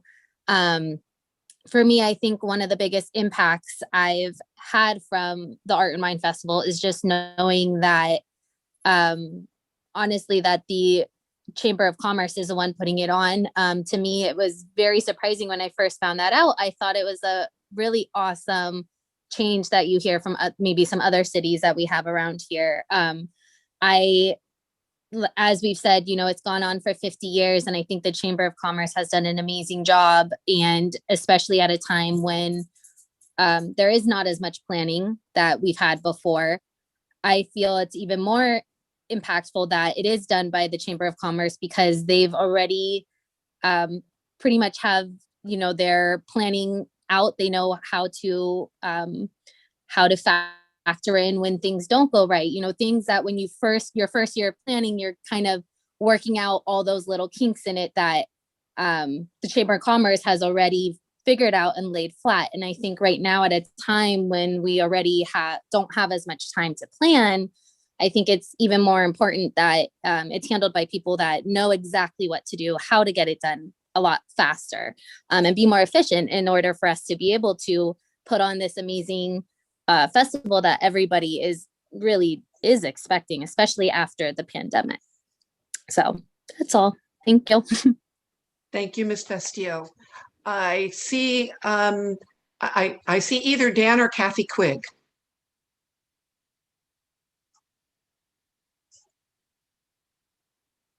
I think the Quiggs, if you can unmute yourself. Mute. Okay, it's Dan Quigg. Hello, Dan. Good evening, Madam Mayor, members of City Council. Time is of the essence. This project almost fell apart. I'm glad to see that the city is involved in this, and the Lions Club, Millbrae Rotary Club, and other community organizations are going to get involved to make sure that this project goes forward. I think it's a very important project to our community. I do not think that we should exclude the Chamber of Commerce. I think that we should include the Chamber of Commerce in this project. But I think it's a joint effort. This is coming in after the pandemic. Everything is upside down in the community. This would be a great event to get back on board. And I'm glad to see that it's going to be a community event, and there'll be total involvement with many members of the community. Thank you. Thank you, Mr. Quigg. Julia Couchy. Mute me. Hi, my name's Julie Gauchi. I am a teacher and a business owner in Millbrae. I've been a participant in the Millbrae Art and Wine Festival for many years, as well as a spectator for the music and a shopper of all of the different businesses that go through. I've lived here all my life. The Art and Wine Festival has been run by the Chamber of Commerce successfully for 49 years. The Chamber of Commerce takes care of the businesses in Millbrae. They provide volunteers, security, trash cleanup. These volunteers are business owners here in Millbrae. They are the real estate agents, the dog walkers, the seamstresses, the embroiderers. I contact the Chamber of Commerce and Lorianne answers all of my questions. She directs me to the people that I need. She gives me the phone number. She says if I don't get through, get back to her and she will help me again. The Chamber has been amazing and they should continue to run the Art and Wine Festival. They are now celebrating their 50th year, although it would have been last year, but because of the pandemic, of course, we understand. The city wants to take it Julia, over. excuse me 1 second. My apologies. There's a couple of people who haven't muted. If you would please check and make sure you've muted. Thank you. Go ahead, Ms. Cauchi. My apologies. This is the 50th year, and now it seems that somebody wants to take it over. And I want to mention that the city raised the business license fee by 50%. Well, I called the business department and said, what's going on? I did not get a call back. I called again. I didn't get back. For 3 or 4 days, I called every single day. Finally, I got a hold of somebody and they said, oh, I don't really know, but somebody told me that we did it to match the neighboring cities. Now, I mentioned that for a reason. The city of Millbrae has a city to run, not a festival. They're not looking out for the small business like the Chamber of Commerce is. They won't look out for the Art and Wine Festival the same way that the Chamber of Commerce has successfully for 49 years. There's a lot involved. And when I contact the Chamber of Commerce, Lorianne answers all of my questions. If I contact at midnight and I leave a message, I get a message the next morning. The city of Millbrae doesn't do that. They don't call us back. The Art and Wine Festival cannot be run that way. The Chamber of Commerce has run the Art and Wine Festival successfully for 49 years, and they should continue to be able to run it. The city has a lot to take care of with the water bills, the construction, the streets, the high rails. Councillor Fung said they have lots of projects coming up and things to take care of. Let's leave the business of the Art and Wine Festival to the Chamber of Commerce. I would love to see the city of Millbrae help them, support them, but I do not feel that the city of Millbrae should be taking it over. I feel that the city of Millbrae should be supporting the businesses by supporting the Chamber of Commerce that also supports its businesses. Thank you. Thank you, Ms. Cauchi. Suji Chang. Yes, good evening, Mayor Schneider and City Council members and staff and community members. My name is Suji Chang. I am a Millbrae resident and currently the Scoutmaster of the local Boy Scout Troop 355 here in Millbrae. I just wanted to state that, for many, many years during the Art and Wine Festival, the Boy Scout Troop 355 has been invited to participate by helping do the cleanup duty of removing the garbage and recycling bags. And I believe it's been like 15 to 20 years at least that the troop has been participating like that. And we greatly appreciate the chamber having included us this way. And the scouts all enjoy very much working hard with one of their parents throughout the Art and Wine Festival weekend and take pride in contributing to the community event that way. And we do also, gives us a chance to raise some funds for expenses throughout the year for the troop. And I also know that the Millbrae Leos also have that opportunity as well. So we just wanted to emphasize that we think it's very important that the Art and Wine Festival remains a community event where these community organizations do take part and participate in, and we appreciate what the Chamber has been doing all these years, and we enjoy working with them. So just wanted to emphasize once again that I think it should remain a very community involved event and would love to see the Art and Wine Festival continue in that regard. Thank you very much. Thank you, Ms. Chang. Doug Radke. Hello, can you hear me? Yes, you're coming in fine. Okay. I'm Doug Radke. I'm a certified public accountant. Some of you know me, some of you don't. Longtime former Millbrae resident, but I live a little further down south. I too would like to see the Art and Wine Festival having the Millbrae Chamber of Commerce playing a significant role. I think Julia kind of took some of the words out of my mouth when she stated that they had been heading it for 49 years. I'd love to see that pattern continue. I can also echo statements made about Lorianne. I think she's fantastic. I had joined, the Millbrae Chamber of Commerce in 2020 during the pandemic, precisely to, support, the Millbrae Chamber of Commerce, though, my, accounting office is not located in the Millbrae. I think, the chamber is the incredibly valuable resource. And I think the chamber should play an increasingly more important role, in the plans for economic revitalization for Millbrae. But first and foremost, after this, pandemic, is going away, I think, we should pick up the community aspect first. So I'd like council, to consider a greater involvement of the Chamber of Commerce in the event that they have, done well, for so many years.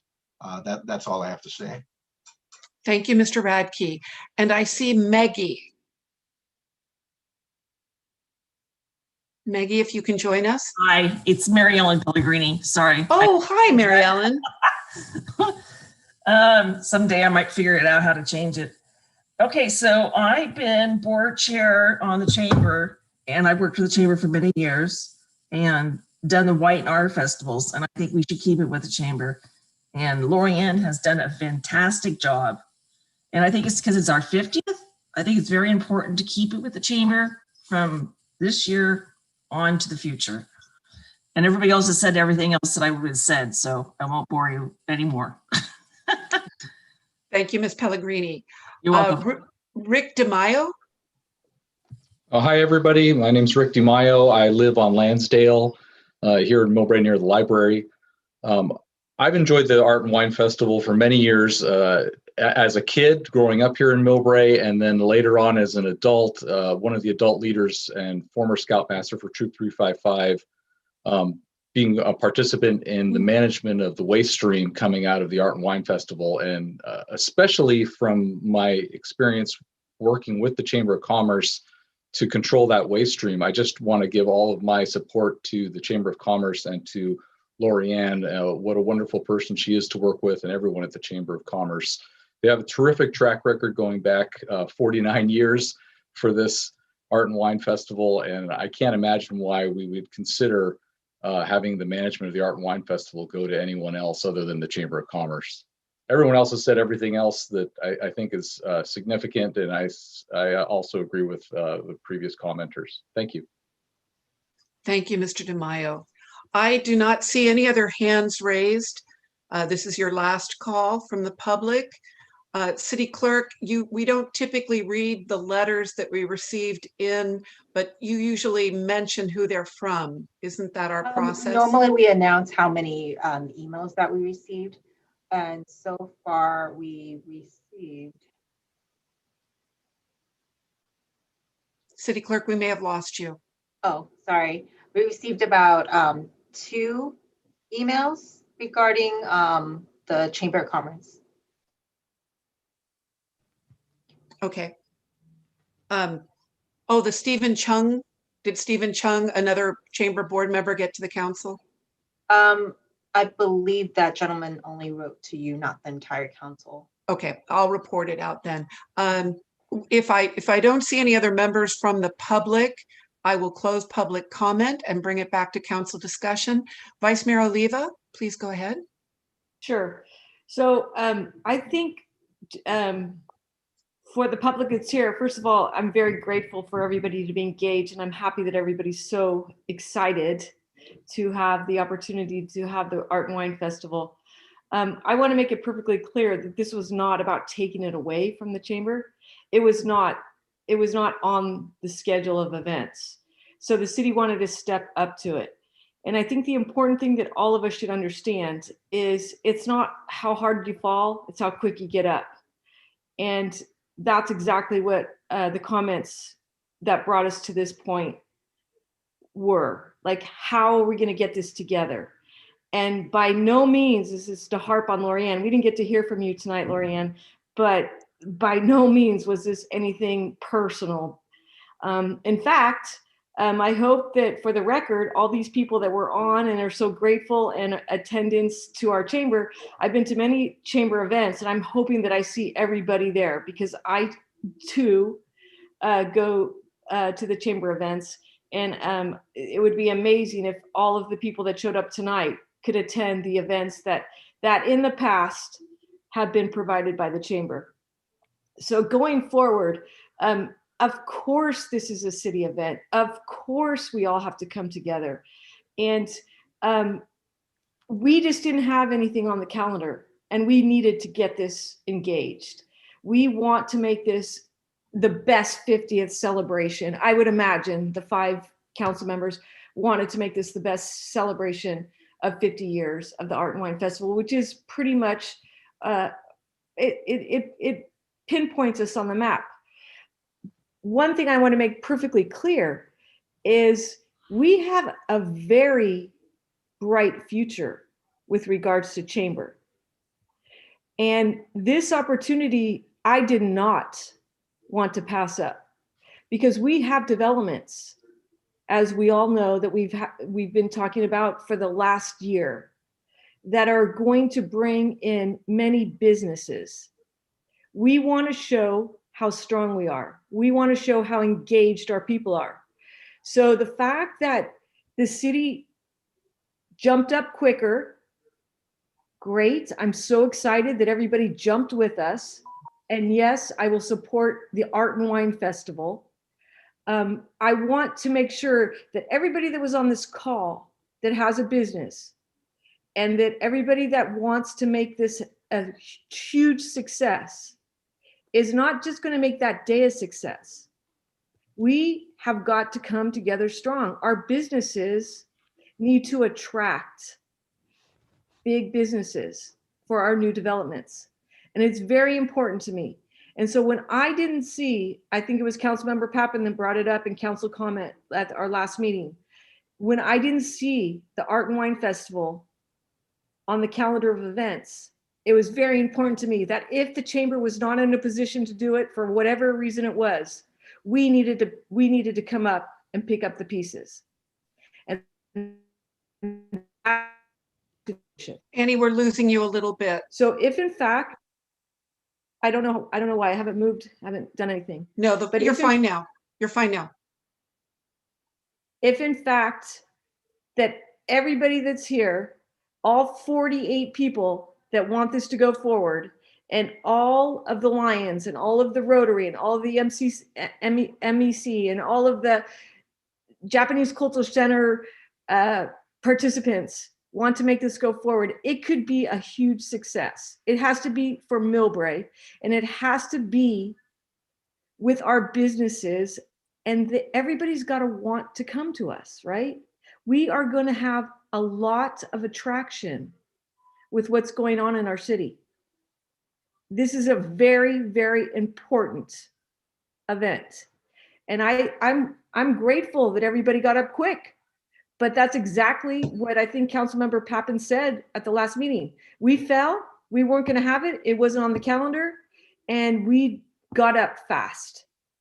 And so I appreciate that everybody's engaged and they want to do it, but it's got to be looked at as the most important event of this year. Thank you. Thank you, Vice Mayor. City Clerk, I've been getting all kinds of texts.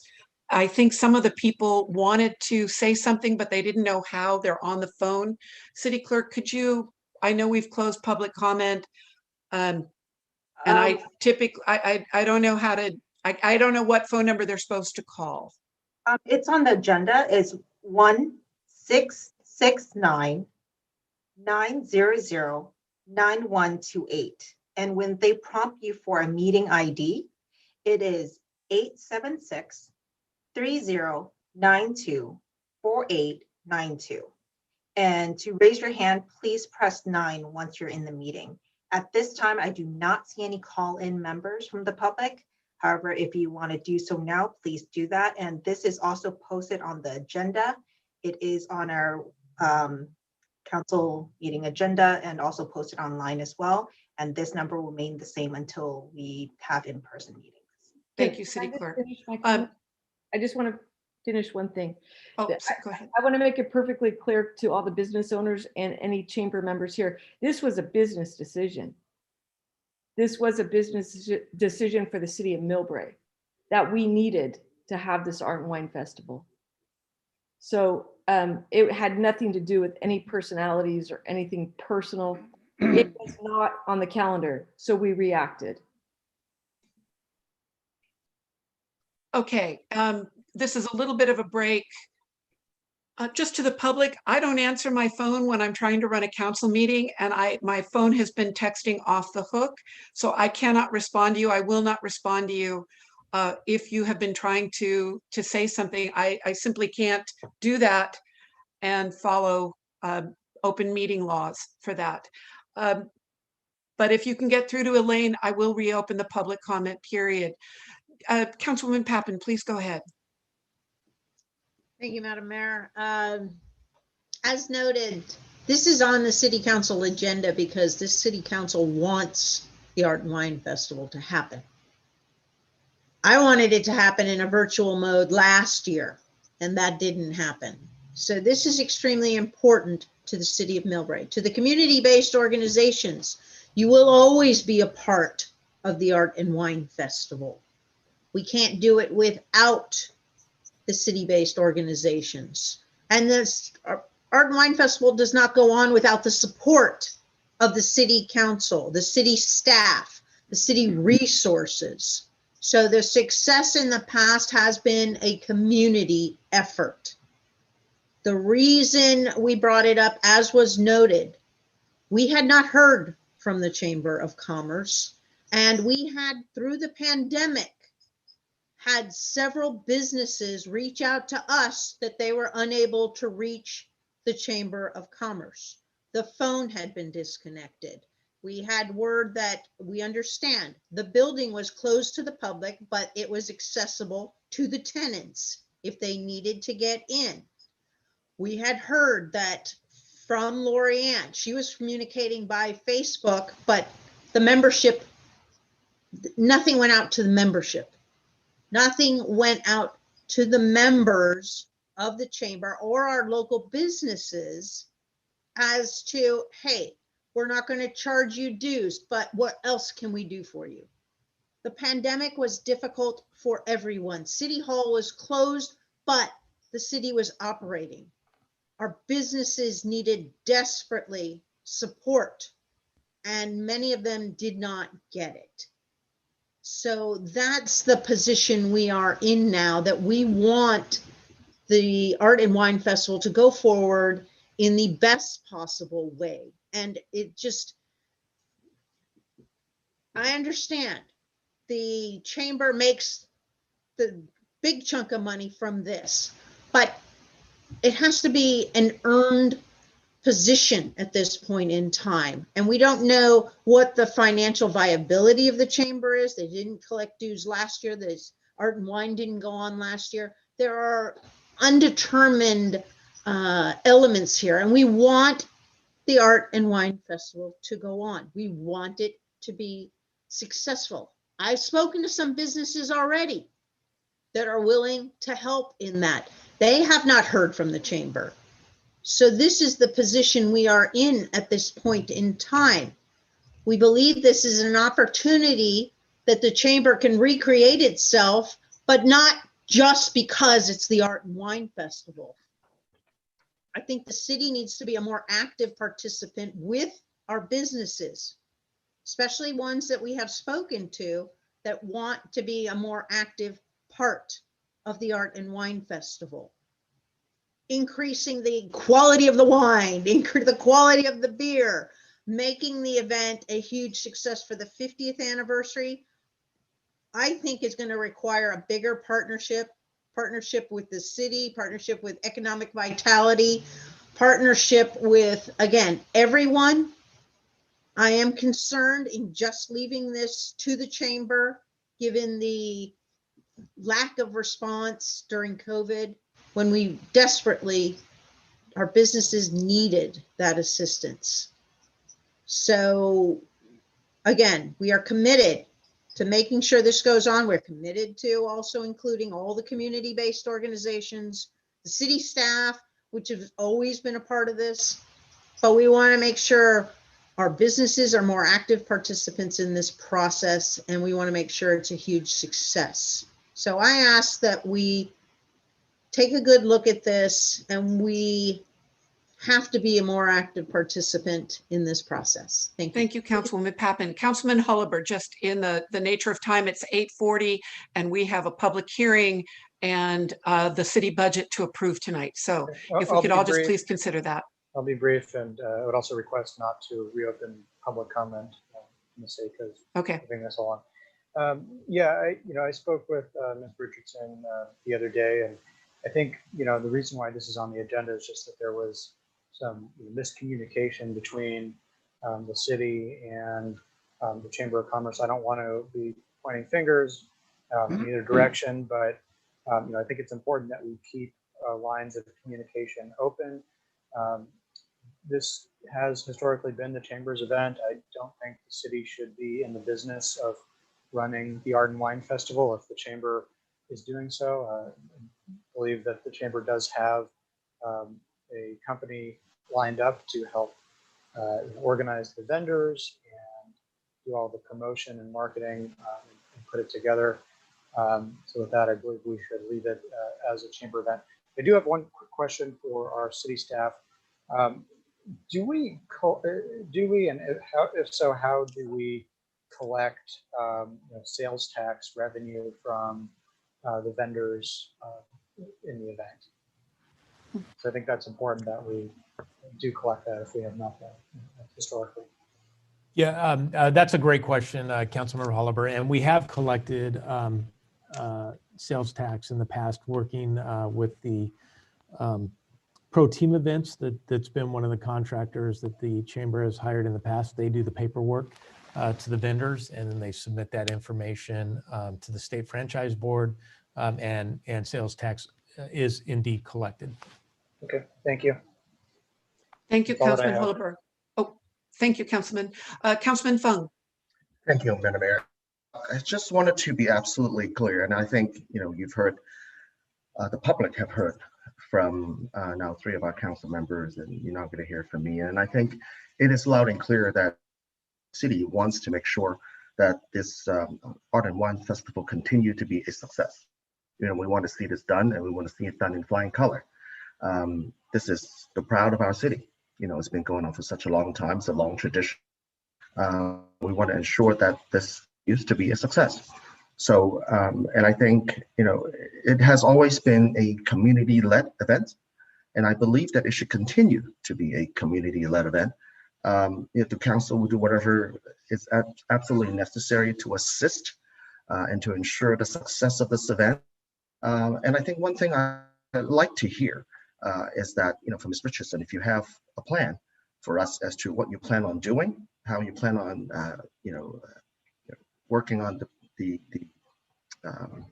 overall structure of this Art and Wine Festival, given the amount of time between now until the festival is about to begin.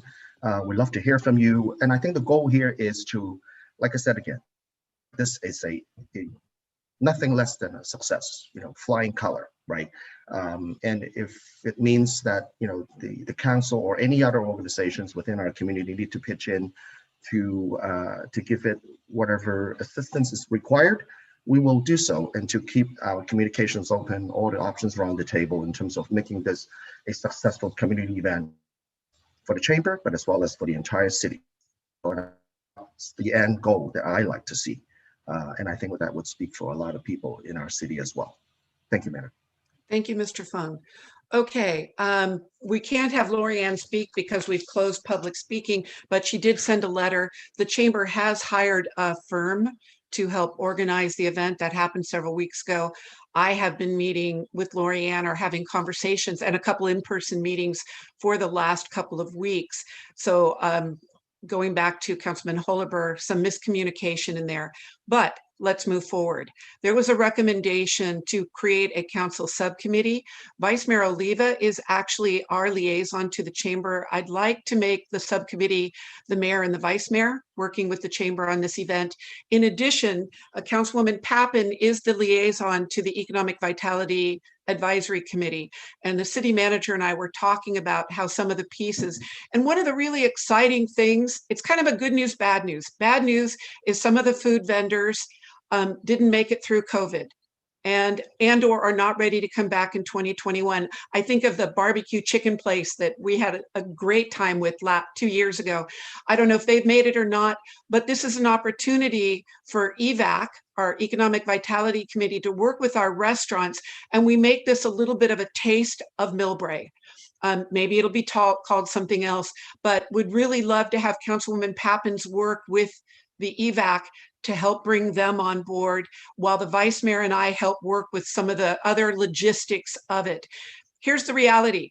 Every art and wine festival, on Saturday morning, I'm out with MCTV. In the afternoon, I'm at the water booth raising money with the Leos as an advisor to the Leos. The next morning, I'm with Millbrae CERT for the first half of the day. Millbrae CERT partners up next to the Central County Fire Department. And then in the afternoon, I'm down, which I have to say is my favorite part, I'm with the Lions at the Chamber beer booth next to the music. And that's basically, that's my Saturday and Sunday. There are so many moving pieces. And to change the management, to change the point person from the chamber is exactly what one of the speakers said. The chamber's learned from mistakes over 49 years. Let them continue, let the city be more involved. I do not think it's in our city's staff's best interest to take it all on. We have so many other things going on right now.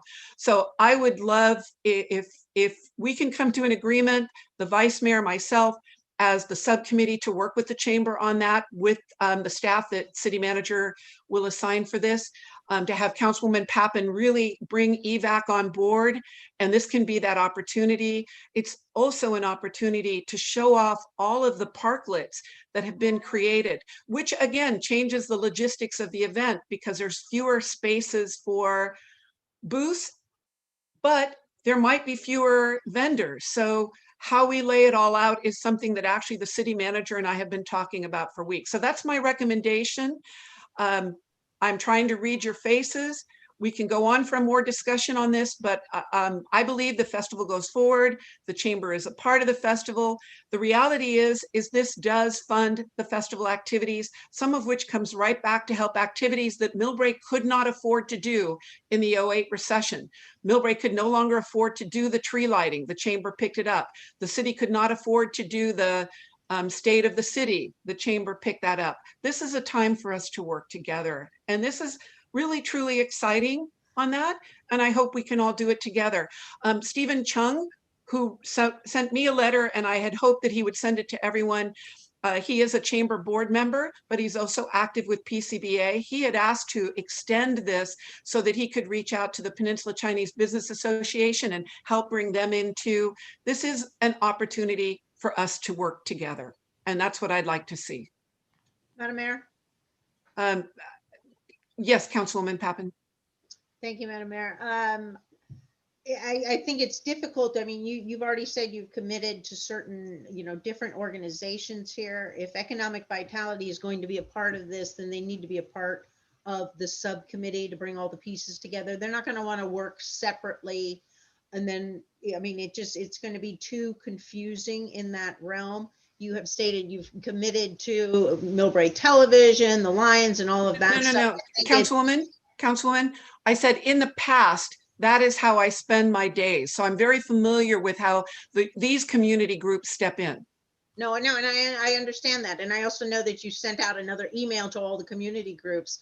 I'm thinking if we're working together here on this, that economic vitality needs to be the conduit for much of what is going to happen in the future here along these lines. I am concerned about what organization the chamber has signed up with.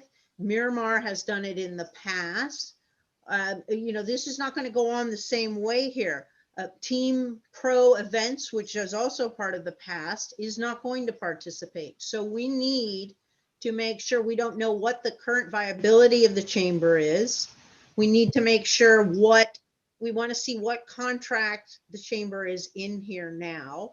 Is that going to include Miramar? I mean, there's certain elements which we want to make sure moving forward are viable and will maintain the overall success of the Art and Wine Festival. So I think those are good questions, Councilwoman. Let me try to answer a few of them since Lori Ann can't, but it is in the letter that she sent today, but I understand people may not have had a chance to read that.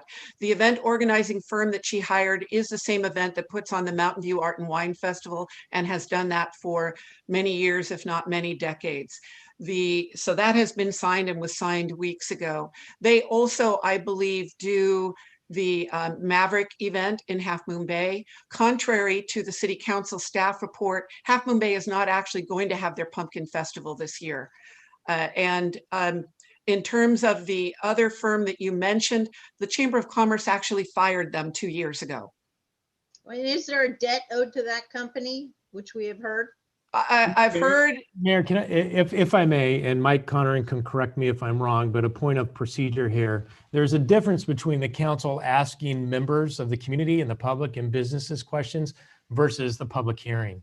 So I want to make that note for the record that if there are questions of anyone by the council, that it is appropriate that that person can answer those questions. That is different than public comment, just for the record. And I'll have Mike Connery correct me if that is right or wrong. Fully agree, yes. Thank you. So we could have Lori Ann join us and try to answer these in her own voice. That is correct. Thank you. City Clerk, can Lori Ann? Is Lori Ann could unmute herself if she's interested in responding. Well, we just got her picture back. Lori Ann, there you go. Please go ahead, Ms. Richardson. Yes, so as Anne was saying, we parted ways with the company. That was just last year. So it wasn't, we did a successful 2019 festival that was very well attended, and we've had the same companies, but it should be corrected that Miramar Events is promotion and marketing. They bring in sponsors and do advertising. They were not the event company. They're not the production company. That was Team Pro Event. We have hired California artists who does many big events and has done them for decades. And they do the structural aspects of the festival too. They will be doing for us. So yes, and we put everything, we had to hang back, waiting to see what the health orders would be, waiting to see whether mega events would even be permitted. It was all vaccine dependent and county health order dependent and all of that. So we also knew it would have to be a scaled down and different event this year. It's our 50th. We wanted it to be a huge blowout, but coming out of the pandemic, that just wasn't looking realistic. So we have to restructure, thus the things like all the different aspects of our normal temporary event permit, all that, it's all being reworked, revamped, and reconfigured. Parklets, everything's different on the street. So it's going to be a different landscape, but still a wonderful, professional, and extremely well executed event. And we have zero lack of confidence about that. You didn't mean zero lack of confidence. You have zero qualms. Right. Okay. Well, zero lack. So we're fully confident. And of course, as it was very, very heart-rending and touching to hear from the community and so many young people, my goodness, and so many people that are affected by it. I know as a kid, I was always at the Millbrae Art and Wine Festival, and ending up running that festival is just like mind-blowing. It was just one of the most wonderful things, and we love it. I'm a lifelong Millbrae resident.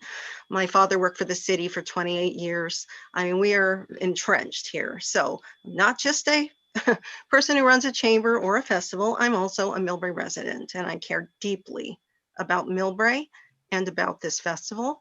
And despite as you've said, lapses in communication, the chamber was there And we were there for, we even heard from people today, we were not gone, we hadn't disappeared. We didn't go bankrupt, we were never out of business. We were just in a different form, and we were not able to be in our normal offices. It was not just the fact that the building was locked. If we went in there, we couldn't touch things. We had to just get in and out and do our essential business. We kept our farmers market running, and that went on throughout the pandemic, and we did the paperwork for that. And other than that, we did not stay in the office. We were working remotely. And we're just couldn't be more, we were so heartbroken to cancel in 2020, but so excited to bring back the festival this year, and it being our 50th anniversary, because the Chamber has done it, founded the event in 1970, and it's the thing we love the most.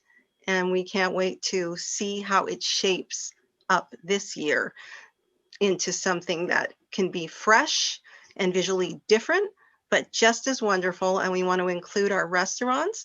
As I was saying to Mayor Schneider, yes, we wanted to do something, and she liked the idea, a taste of Millbrae. And as mentioned, many food vendors did go out of business, although there are many still in it. But just to help our restaurants get back on their feet, I think it's only appropriate to have the restaurants provide the food this year and to do all we can to promote them.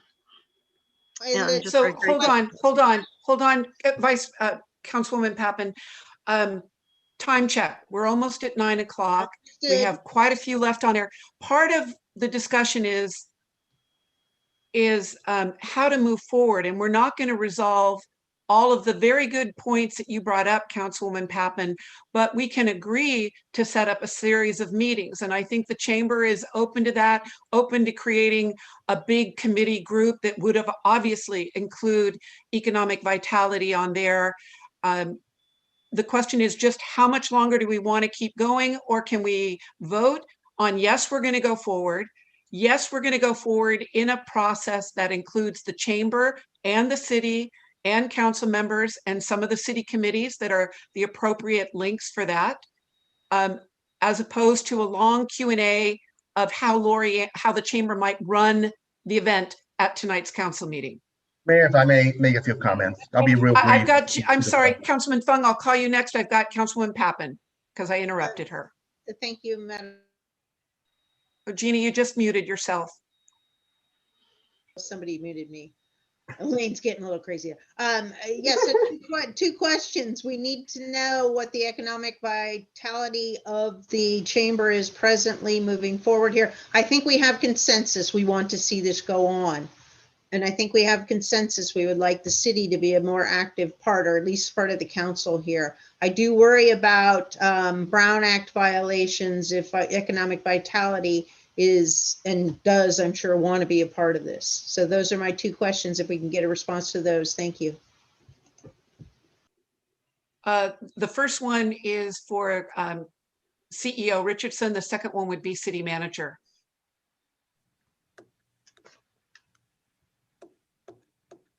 Lorianne, go ahead. No. If you feel like sharing the Chamber's finances publicly. Well, the Chamber was fortunate that during the pandemic, even though we had to cancel our 2020 festival and we elected to refund the fees to everybody, we gave back 100% of the Chamber's share of the fees that had come in, but we were fortunate to get an economic disaster loan. And by doing that and cutting expenses, we were able to ride out the pandemic, and we never exhausted the cash on hand. So I'm still on their payroll. We're still in our offices, so we're renting our offices, and we are just feeling very blessed and lucky that we are in a better position than a lot of businesses as the pandemic is, knock on wood, winding down, hopefully. So are the phones going to be turned on again? Yes, they will be. Well, they're on. You can call and you get the machine. The phone is on. You can call the Chamber and get the answering machine and the directions and all of that, but there was no person there. So we just turned off the line in my office. The line that goes to the main part in the lobby of my office suite. That phone was always on. That was never off. That was never off. It was mine. I disconnected, had the service disconnected to my office because I did not need the phone line in there. And we saved a lot of money. City Manager, is there a way that we can have the council subcommittee of the mayor and myself and have economic vitality? Now, clearly, it could be the chair of the Economic Vitality Committee or a designee of Economic Vitality. But I think what Councilwoman Pappen says is she would like to be at the table. And if Annie and I are both at the table, can we publicly notice each one of these meetings and have 3 of us there? I don't need to be at the table, but I certainly have questions and I've had my hand up for a while. So. Oh, I'm sorry. I'm scrolled farther down. Vice Mayor, do you mind if Tom answers that? And then I'm sorry, I'll come right back to you. And Ruben and Anders were right behind me. I was farther down the list looking for Lorianne. My apologies. Didn't see the hands. Yeah, I think, Mayor, you answered the question. I think there is a Brown Act issue for sure. And I think it'd be very difficult, the nature of organizing and planning and impromptu meetings and that type of thing. As I hear this conversation going, and if the council make the decision, is possibly that, yeah, the chamber, as they've traditionally done, takes the lead role with support from the city. So I think we would have a Brown Act violation, and it would be very difficult to overcome that with that 3 council member kind of organization. But it would work if EVAC sent one of our committee members from EVAC as opposed to the liaison to EVAC. It wouldn't, because if that chairperson is discussing with the council liaison, then that would be a serial meeting. So okay. That person well, would be in that case, it seems only logical. Vice Mayor, you're the liaison to the chamber. Do you have the bandwidth to step up and do that? And I'll step back. I have a couple questions, and it's going to take a business decision on my part for that. I have to ask some questions, Lorianne. I am a chamber member, but I've never received any correspondence through the last 18 months. So I'm curious to see how many members are there.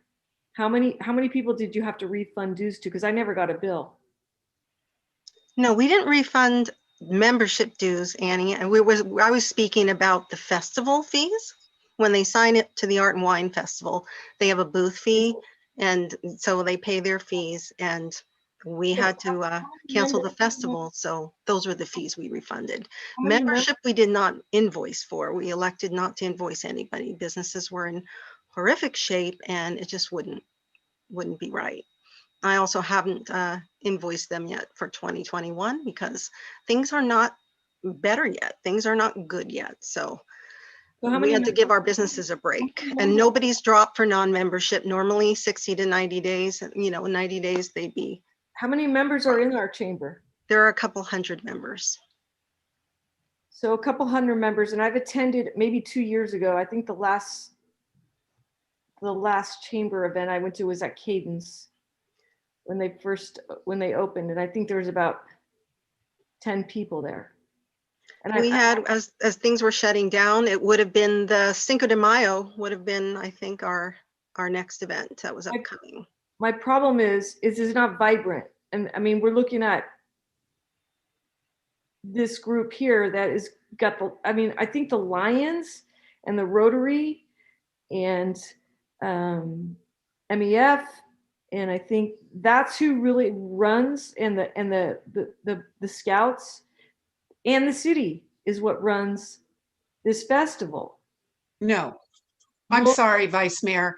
Can I we liaison in? No, I'm not going to take and have 2 council members beat up the Chamber of Commerce, who is a business entity in COVID at a time like this. This is just not a fair way to treat them. They were as impacted as all of our other businesses. And it would be nice for us to show that we're willing to work. And what I'm hearing from you is not a willingness to work. And if both you and Councilwoman Pappen are the council subcommittee, that's not going to work. I am sorry. Enough.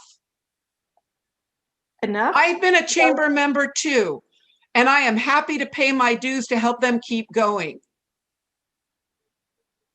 Mayor Schneider, I didn't see you at the last event. I'm sorry. Which last event? At Cadence when they opened. So let me just talk as a business owner for 1 second and a council member. What I'm trying to do is hype up this chamber. They need help. Lorianne, is that fair enough to say? We need Help membership. with what? Pardon? What with help with what? Membership and participation. I mean, our events were shut down like every event around the globe virtually by the pandemic. It's not, we didn't have any trouble putting our events together, and we never have. And we don't anticipate any. As soon as the world is more normal, we have. Lorianne, there's probably two hands. I mean, I'm not sure. I'm just not sure what you're saying. We weren't having trouble before the pandemic shut us down. No, we were not. There's probably 2 handfuls of people that are on this call, on this Zoom right now, that belong to other chambers. And I can speak for myself.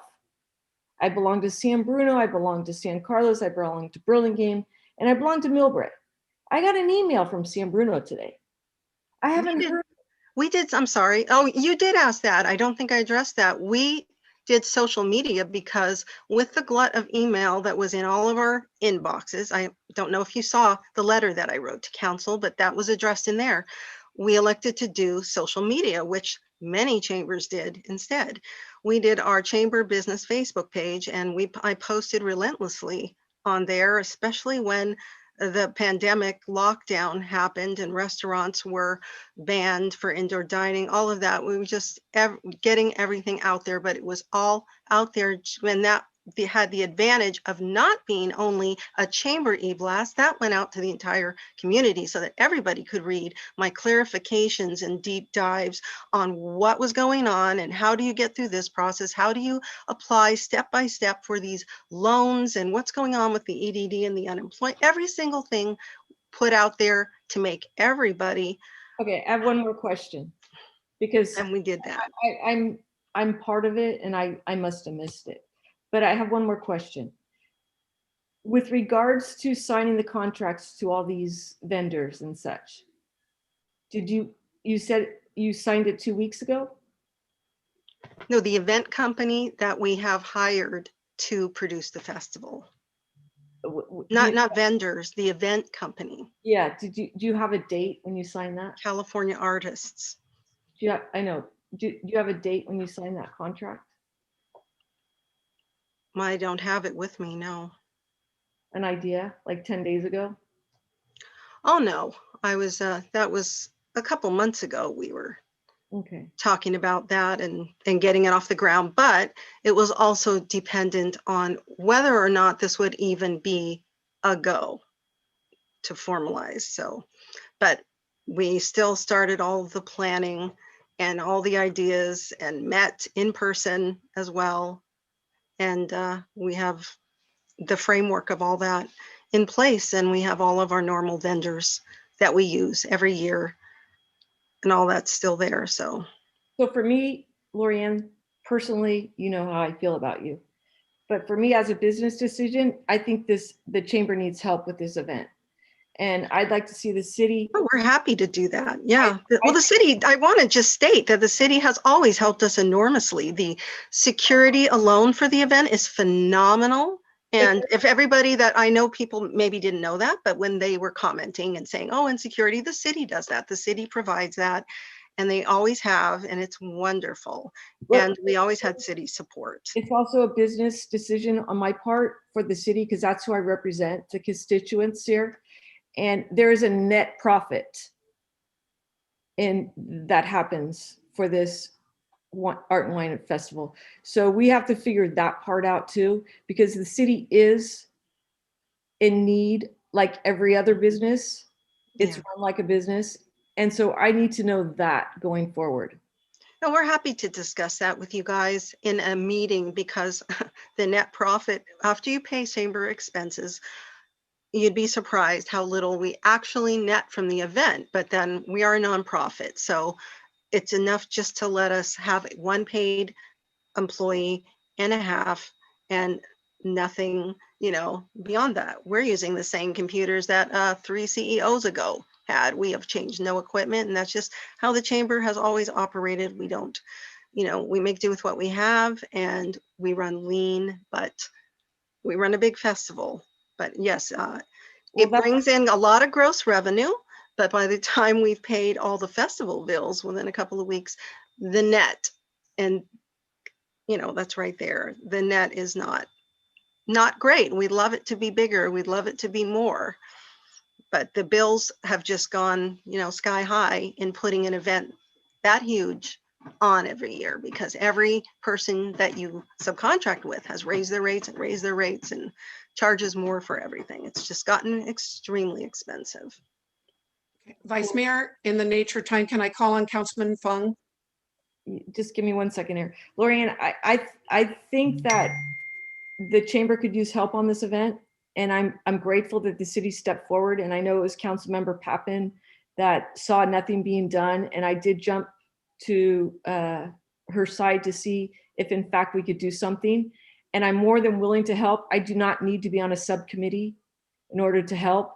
But I think that going forward, maybe the city, if you're so slim and if everything is so tight with the chamber, maybe this would be a good time for the city to take it. Take what? Take it, make it their event. After the chamber has run it for 49 years and founded the event, how is the city justified in taking it when the Lions are doing their car show? Every other entity that didn't have an event in 2020 is getting their events improved. What is the justification in even entertaining such an idea? What type of a city looks to take away a Chamber of Commerce's only fundraising event? Absolutely. Well, you not a reasonable comment in my everything I said. Humble opinion. All right, that's fair enough. No, and my board is already livid about a lot of that, so they would not agree with that either. And they did want more time because they were all going to, put their ducks in a row and have more to say, but they weren't able to make it since this was only organized since Friday, and then it was a weekend, so it was difficult. Thank you, Vice Mayor. Moving on, Councilman Fung. So I just want to be brief, and I wanted to time and move this forward. Lorianne, I think it's loud and clear that this council, have the intent of ensuring that this event is a success. And I just want to make sure you understand that's the intent. I do. Okay. Absolutely. Yeah. So and all this discussion is gearing towards ensuring the plan it's in place and that it would execute accordingly. So yes. What I would like to propose, if you don't mind, Madam Mayor, that I would propose we continue this item until next meeting, and then pending Ms. Richardson come back with a solid plan with details, who are they going to work with, how big the it's going to be, because Lorianne mentioned that the format and the size of the event could change because of where it's still at the tail end of the pandemic, and she's unsure as to what the totality of the event is going to look like, right? But we like to have a clear picture as to what your plan is going to be, and if there is any help that is going to benefit the success of this event and therefore the chamber, we like to offer those suggestions to you, Lorianne. And I want you to, have the open heart to accept that as our just to ensure that this will be a successful event. Okay. We've always been Councilman Fung, can I run something past you? We're all for a community effort, believe me. Right. Perfect. As far as the subcommittee goes, I think it is important that EVAC is a part of it. And since Councilmember Pappen is on there, so naturally speaking, to be there. And, Vice Mayor, if I understand you said you don't have to be on a subcommittee, but since you're the liaison on that as well, it makes a lot of sense for you to be doing that as well. I mean, obviously, I'm not trying to, stick it on your plate. I would propose that you work with the subcommittee between the Vice Mayor and Councilmember Pappen, along with the EVAC, to come up with a concrete plan to be presented in the next council meeting, along with all the financials, all the projections and the pro formas as to how to make sure that this event is viable, it's successful, and perhaps also bring in your event organizers to give us all the detail as well, so that everybody, understand concretely what's going to happen on that weekend, and ensuring the continued success of it. Councilman Fung, City Manager, for this event to go forward, they come back to a council meeting for a permit, correct? So that meeting could be used instead of, I will tell you that the Lions, the Rotary, whichever activity is going on, they're doing all their planning because they're not being held out to say, well, maybe we will and maybe we won't give you the permit that you need on that. So I understand what you're trying to do, Councilman Fung, but I think they have to come back anyway for a permit.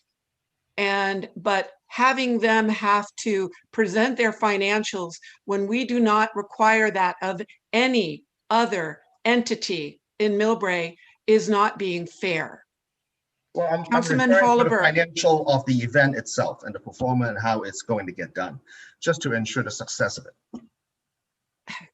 Well, I will say they've done 49 years worth of successful events, including surviving the year at 104-degree temperatures when no one came. Councilman Holliber, please go ahead. Thank you. I think Councilman Fung's presented an interesting idea, and I am interested in hearing more information about, which vendors are going to be participating, what the event is going to look like. That being said, I don't think a subcommittee of the council would necessarily be beneficial to this event. They've put it on for 49 years without a council subcommittee. They have less than 3 months to put this all together, and I think having more people in the room doesn't necessarily we have an art and wine expedite the process. Yeah, they already have a committee. They're already working on it. So I don't really see EVAC or members of the city councils having a role. I think, as in the past, they've worked with city staff on the street closures, on the permits, on the security. But I think, more meetings and more people in the room is, I think, going in the wrong direction. If this is, something that usually they have nearly a year to put this together. Now they have 3 months, and obviously it's not their, it's not your fault. Obviously the restrictions have changed quite dramatically, and oftentimes without any warning. So I mean, I think the ball's already rolling. I'd like to continue it rolling and really just hand you the keys, and not keep this out of the city's hands, other than our traditional support roles. But I don't think we should be spending an exorbitant amount of staff time on this or council member time. Thank you, Mr. Holliber. As it turns out, in my set of meetings with Lorianne, they really start planning it in the February timeframe. So, we are in June, so it's a few months late, but it's not as devastating as, oh my gosh, you start planning it the minute the last one is over. So but maybe it's because I've had the advantage of having several sit downs with Lorianne on various aspects of this, and having sat down with the city manager and Lorianne to have a little bit more faith that the chamber is farther along than we think they are. So we've got a couple of people who wanted a subcommittee or willing to serve on a subcommittee. I actually am along the line with Councilman Holliber. For this to happen, we have to get out of the way and let it happen and contribute where we can, but not to put up more barriers for it. City manager, this is an action item. One of the requests was a go forward, not go forward. Do we need a motion? It sounds like we need a motion to go forward. If we can take this in two different parts. I did make the motion, Madam Mayor. I'm sorry, Mr. Fung? I did make a motion a little earlier, Madam Mayor. Yeah, but you made it with a proviso of having to come back with their full financials. But Mayor, for Well, that's my motion. Robert's Rules of Orders and Protocol, if Okay, there is well, a then motion there's a on the second. floor, you need to call for a second. If there's not a second, the motion dies. Okay. All right, there's a motion on the floor to bring this back at another council meeting with the chamber to provide their financials and at And that overall time plan. decide to go forward or not. And a plan. And a plan, and a concrete plan. And a plan. And at that point to decide to go forward or not, which will then mean 2 months away from the festival itself without assurances that they're going to go forward. Well, Is there a second? Is there a second? I'll I'd second like it for to propose an discussion. amendment. Okay. I'm sorry, I couldn't I said hear I'll either. second it for discussion. Okay, Vice Mayor Oliva seconds. Discussion, Councilwoman Pappen. Yes, thank you. I disagree with the mayor and Mr. Holliber. At this point in time, I do believe a subcommittee is needed to ensure the success of this. I think economic vitality is a good way to do that because we've talked about bringing the businesses in and we are trying to establish a business group right now. We've sent out a survey. So we've been in contact with several of the businesses as they exist now. There's been some inconsistent statements. So I think we should, if the members of the motion and the second would agree that we move ahead with a subcommittee. I think this council has complete agreement. We want the Art and Wine Festival to go through. So if we could separate that out from the motion, do that one, and then decide whether a subcommittee moves forward. I think it's exceptionally important. We've had various comments made tonight that are back and forth and back and forth. It's a little nerve-wracking. I get it for Lorianne, but this is the city of Millbrae. We want this to be a huge success.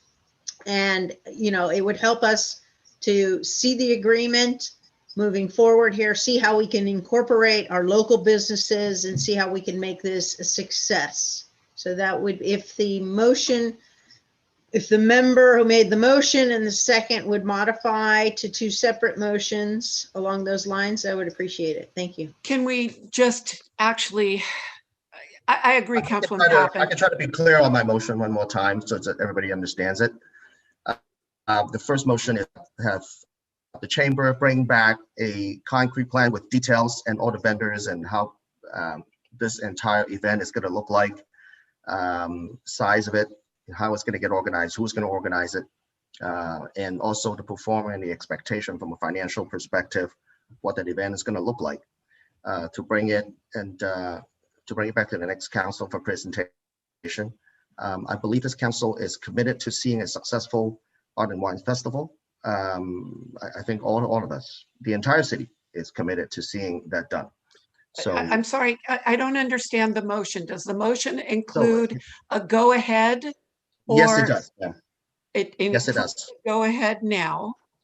Go ahead now to the planning. Okay, and but then, you didn't incorporate, I'm willing to go forward with a council subcommittee of whomever, if that means that the council leaves tonight knowing that they can plan for an event that's not going to get yanked out from under them in 2 weeks. I don't think anybody is talking about yanking the Art and Wine Festival from the chamber. We're talking about how to ensure that this plan is in place and that it will be successful and is financially viable.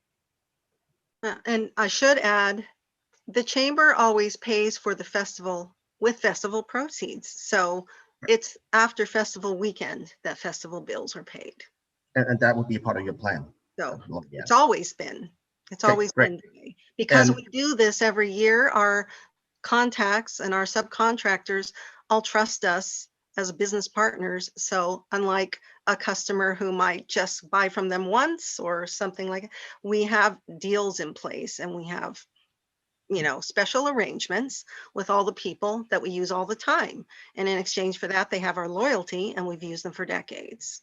But you're using a different company right now, so we have to be sure. Gina, we personally, it's not like we just hand the keys to, say, Team Pro Event when they did it, and they did a fine job. It was always very well done. But we are involved in every single aspect. We meet every single month, but we keep all those files. We contact the subcontractor itself.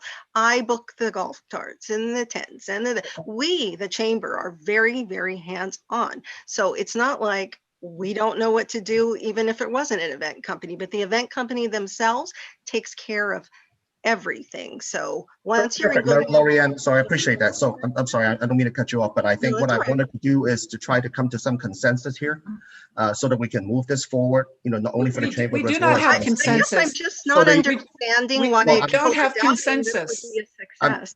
We Well, do I not would never have not give consensus, you a Anders. Anders, what we Madam have is a Mayor, what I'm motion. No, trying to do is we to have a read the motion so and that a we can second vote on it. and a discussion with a request for a friendly amendment that hasn't been made. And so I hear you Manager. trying to get to consensus, but this is not the time for consensus, and you do not have it. City manager, I'm trying to make a motion so that we can. You've build that already consensus made with a it. vote. You've already made it. The question now is, City Clerk, is there a motion that you can read back to us? And I do not believe it included what Councilwoman Pappen had. So the request for a friendly amendment would also need a second, and then we have to vote on the friendly amendment before we go back and I'm vote on not- the motion. With all due respect, Madam Mayor, I'd like to finish with my motion before interruptions start to come in. So the motion is that, the chamber come back with a solid plan, right? Including the size and the scope of the event, who they could be working with, including all the expectations, all the financials and the performance, and to work with the EVAC, as well as a subcommittee between Vice Mayor Oliva, as well as Councilmember Pappen, to come up with a plan and present it back in the next council meeting for a final approval. That's my motion. Councilmember Pappen, does that address your friendly reminder, a friendly modification? Well, actually, the maker of the motion would have to approve the change. Vice Mayor, do you approve the change? I didn't make the motion, Anders did. No. You're the second, though. But you Yeah. have to accept the changes. I told you I accept it for the sake of discussion. Okay, so Thank you, Vice Mayor. we have a motion by Councilman Fung, a second for the sake of discussion by Vice Mayor Oliva. The friendly amendment has been adopted or included. Further discussion then. I will tell you that I don't think we are 2.5 months away from an Art and Wine Festival. Requiring the chamber to come back and prove that they have the viability to put on an event in 2 more weeks is 2 more weeks of a delay. I want to vote in favor of going forward, but and I'm happy to vote for a council subcommittee, but I do not want to delay decisions for 2 more weeks. And And I also think that we're setting a precedent that if we require one entity to prove that they're financially viable, then that becomes a requirement for every organization that comes to us with a permit for an event. Because we treat everyone the same in Millbrae. Yeah, and that was something my board had a problem with saying. The exact, pretty much the same thing, No more paraphrase that you just. speakers. I'm sorry. Okay, Councilwoman Pappen. I believe you have to take a vote. I mean, Well, there's a- we're on, per the Vice Mayor, we're on discussion. Any further discussion? I think I agree with the mayor on this, that this plan does hamper the chances of a successful event. Although I would be very happy to see more information about it. I don't think this is exactly the right way to go about it.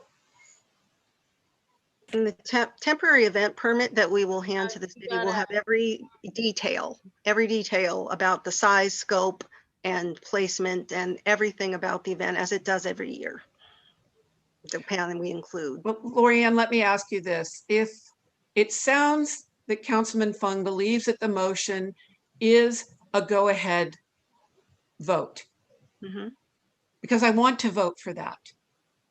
If you are okay in bringing the financials, which I think is outrageous that we are asking you to do, but if you are okay and it can move us forward tonight, then I can vote this motion. But I think it's setting a very bad precedent to all the other community groups. Yeah, and I think it's entirely unnecessary simply because we could have $1 left and still put the festival on because we pay after the festival. And we don't we get our percentages from the booth fees and everything, and that builds the coffers up and up and up and up and up as soon as they start coming in. So we always start low and go high, and that is just our model, and it always has been. So we are just like every other business. We have managed to weather the pandemic, but we are very, we are not rolling in cash at this point, and that in no way hampers us though from planning our festival the way we always have because of our business model with that. But Lori, and you'll know what the past festivals have cost. Is that correct? You'll know. Yeah. Oh, Yeah. it costs a lot to put on the festival. No, but you'll have history. All the bills. You'll have history of profit and loss. Yeah, we have tax returns. We are nonprofit. Every single thing is there. Yeah. So yeah, that's fair. That's good. You want to see a tax return, you can look at a 990. That should suffice as there's the financials right there. Through the chair, can I ask Mr. Fung, are you requesting? I still think it should apply. Hold on. Lori Ann, sorry. Councilman Holliber, and I think Councilwoman Pappen wanted to speak. Councilman Fung, are you requesting the Chamber of Commerce's financial documents or more of a pro forma financial plan for putting this for the event itself? It's my request for financial is to perform in the expectation of the event itself, not their the tax entire return, financial history and the current cash on the chamber itself, right? That's your private corporation. We have no business into looking into your corporate financial, but I just want to ensure the success of this event and that this event could get paid for and be able to be a successful event. That's my interest. I believe that's also the city's interest. You just have to look in the light of that, and we want to make sure that this is a go ahead. We want to make sure that this is going to get done appropriately. Okay. In flying color. Okay, Councilwoman Pappen, did you have a comment? Call for the question. All right, City Clerk, could you please call the vote? Okay, read the motion to make sure I understand. Thank you. All right. So I have a motion from Councilmember Fung and Vice Mayor Leva to continue the meeting to next meeting. To provide size, scope, and of the event, and also financial. Is that correct? Financial for that particular event estimates. A plan. The plan. Okay. The details of the plan. Details of the plan is how will you be able to get everything that needs to be in place, and do you have the means and wherewithal to do it, which would be, yes, our business model, because they give us money for all the booth fees that would then come in, but then I'm tying the event. The guy who runs California Artists already has had his hands tied waiting, and then I'm tying him up for another crucial couple of weeks when he has so many things.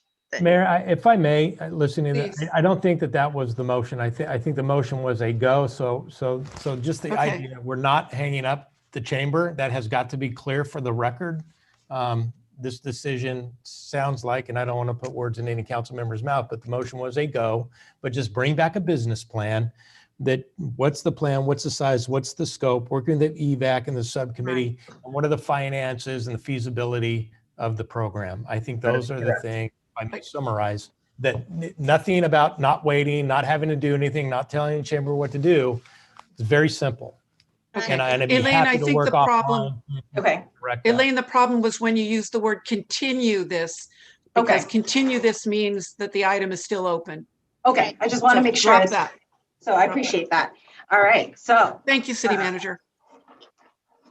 Okay, I'm gonna read off the roll for vote, please. Councilmember Holliber. Nay. Was that a nay? Nay, no. Okay. Councilmember Fung? Aye. Councilmember Pappen? Aye. Vice Mayor Leva? Aye. Mayor Snyder? Nay. All right, the council provided a go decision on the 2021 Millbrae Art and Wine Festival. and to ask the Chamber of Commerce to come back with event details, detail of the event plan at a different council meeting by the vote The of next 3 council to 0. meeting. The next council meeting. The next council meeting. So it's By the By the base vote of 3 to 0. Is there a subcommittee? 3 Was to there a 2. subcommittee in there? 3 to 2. Yes, it does involve working with EVAC and the subcommittee between Ms. Oliva and Councilmember Papman. The liaison to the chamber, Vice Mayor Oliva. Okay. And that also include a formation of ad hoc subcommittee for the Millbrae Art and Wine Festival, consists of Vice Mayor Oliva, Councilmember Papman to oversee the process and make key decisions by a vote of 3 to 0. Overseeing. 3 to 2. 3 to 2, sorry. I'm not can I just ask, I'm not Yeah, what understanding what process? the subcommittee Okay. is, as opposed to the Art and Wine Committee, which is chamber, I'm police, sorry, the public comment fire, is closed. scavengers, Boy Scouts, and both event promoters, marketer, everybody, festival chairs, board members, and we all meet. And that's our committee. Public comment is closed. It has been closed. But what is We the, discussed it after. Okay, all right, time out. But I think we gotta move we're on. moving forward. Continue this We're off. moving Done, if on. we have to Yeah, stop and let's check take with this. other The committees. motion is done. It's a 3-2 vote. Moving on to the next agenda item. Mayor, before this item's over, and I don't know it's long, but I'd be happy to work with Lori Ann and help facilitate this and provide any questions and directions based on the council direction this evening Thanks. to provide clarity. Appreciate it. Mayor, may I say a few words? Please. As I start and preface this, I would really like to say how much I enjoy, and I think everybody enjoys, what a strong community that we are. The volunteerism of Millbrae is just incredible. It's the most amazing I have ever witnessed in my 35 years in local government. It is truly amazing. I wanted to say for the record, to address some of the businesses, I think Ms. Gauchi and a few others that were out there, and I do need to go on the record on this, that your city from day one was here for the small businesses. While everybody else was sheltering in place, our city staff was here.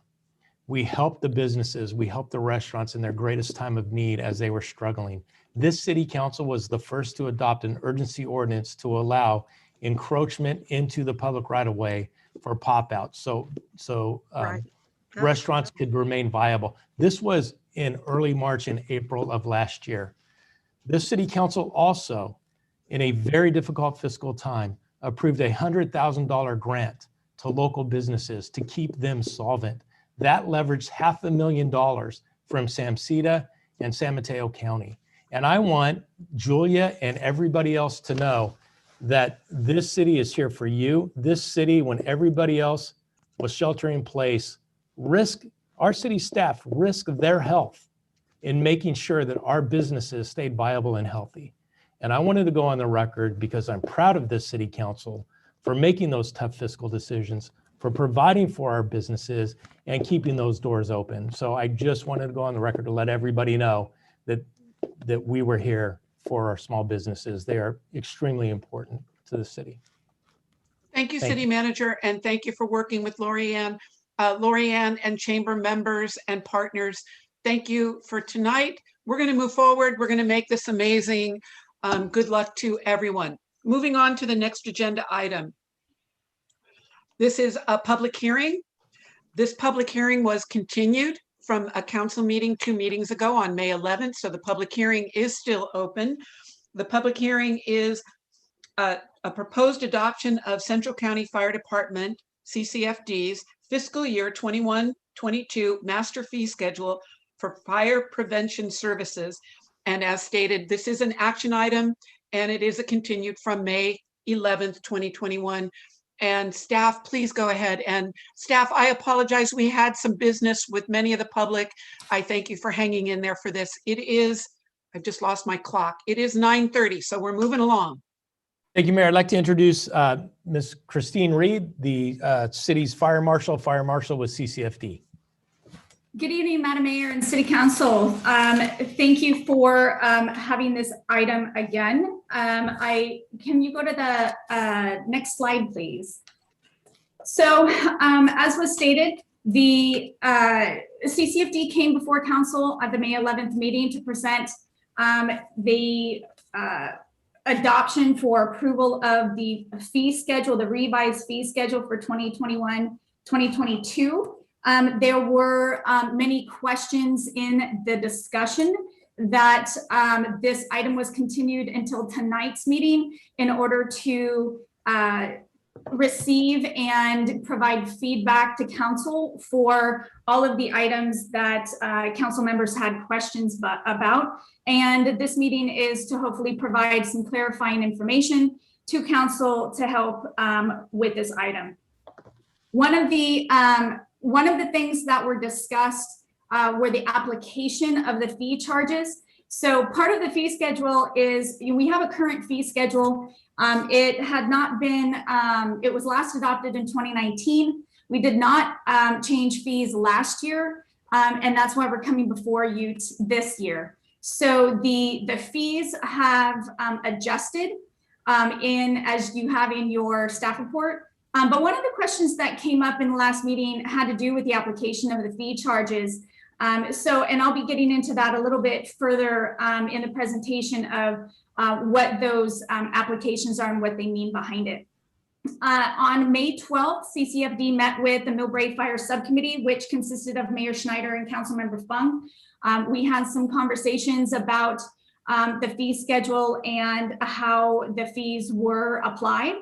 A couple of things that arose subsequent to that meeting were the application of inspection fees for hotel inspections.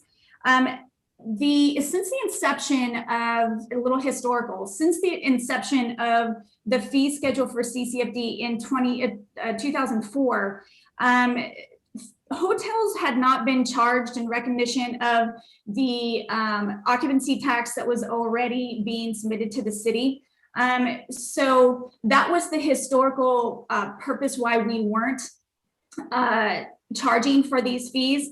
However, we hear loud and clear the considerations and the questions about the application of inspection fees to hotels.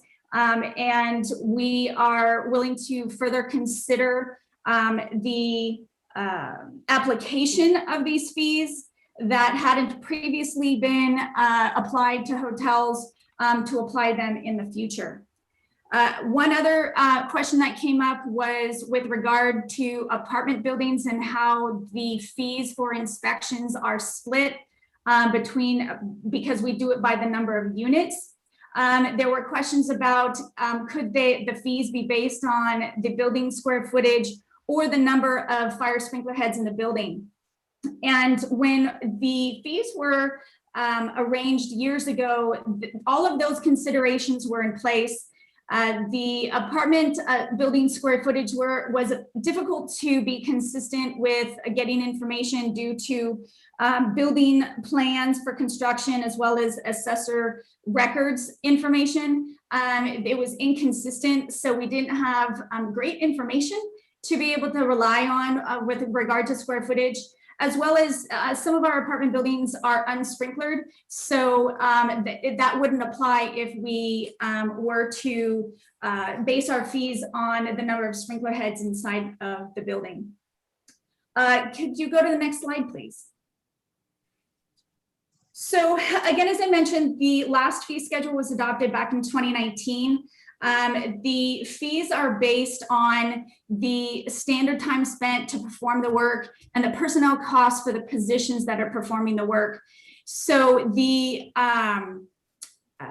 total fee that is in the fee schedule incorporates all of the work that is done by CCFD staff. That is the inspectors, administration, any management paperwork or decisions that need to be made. All of that is incorporated within the total cost of the fee. The fees are specific for the particular service. No fee is being subsidized by another fee, and no fees are being subsidized to other cities. This is a single fee schedule for all three of the jurisdictions we serve within the city of Millbrae, town of Hillsborough, and the city of Burlingame. So the same fees are across the board for the type of service, regardless of the city. It's just a reminder that some of the fees increased based on personnel costs. We do an adjustment evaluation and make sure that we're confirming that the amount of time that is spent is accurate. The positions that are performing the services is accurate. So some of the fees increased, as you would standardly think with personnel's cost raising, but some fees did decrease. On the slide, you see a couple of fees that did decrease due to the changes in the personnel that the classifications that were doing the service. So those fees did go down. Can you go to the next slide, please? So this is a representation, as was questioned in the last council meeting, with regard to the fees and which fees are being charged and which fees are not currently being charged. Again, this is a single fee schedule for all of our cities. As a matter of being a community partner, CCFD's practice has not been to charge automatically for businesses for simply operating. We do not inspect inside single family homes unless they're under development or renovation. And the fees that we are currently charged are for special projects or activities that require a separate review or an inspection outside of standard business practices. So I just wanted to go through this list for clarification. If you see at the top under the column of service, the blue font are fees that are currently charged. The brown are fees that are currently not charged. That's not saying that we are unable to charge them. We are just not charging them at this time for the purposes that I said above. So with regard to healthcare facilities, residential care facilities, that is something that we have, again, typically as part of a community partner, we have chosen not to charge for our residential care facilities. With regard to a question that was raised for the hospital, any kind of FEMA reimbursement for the inspection of the hospital during COVID time.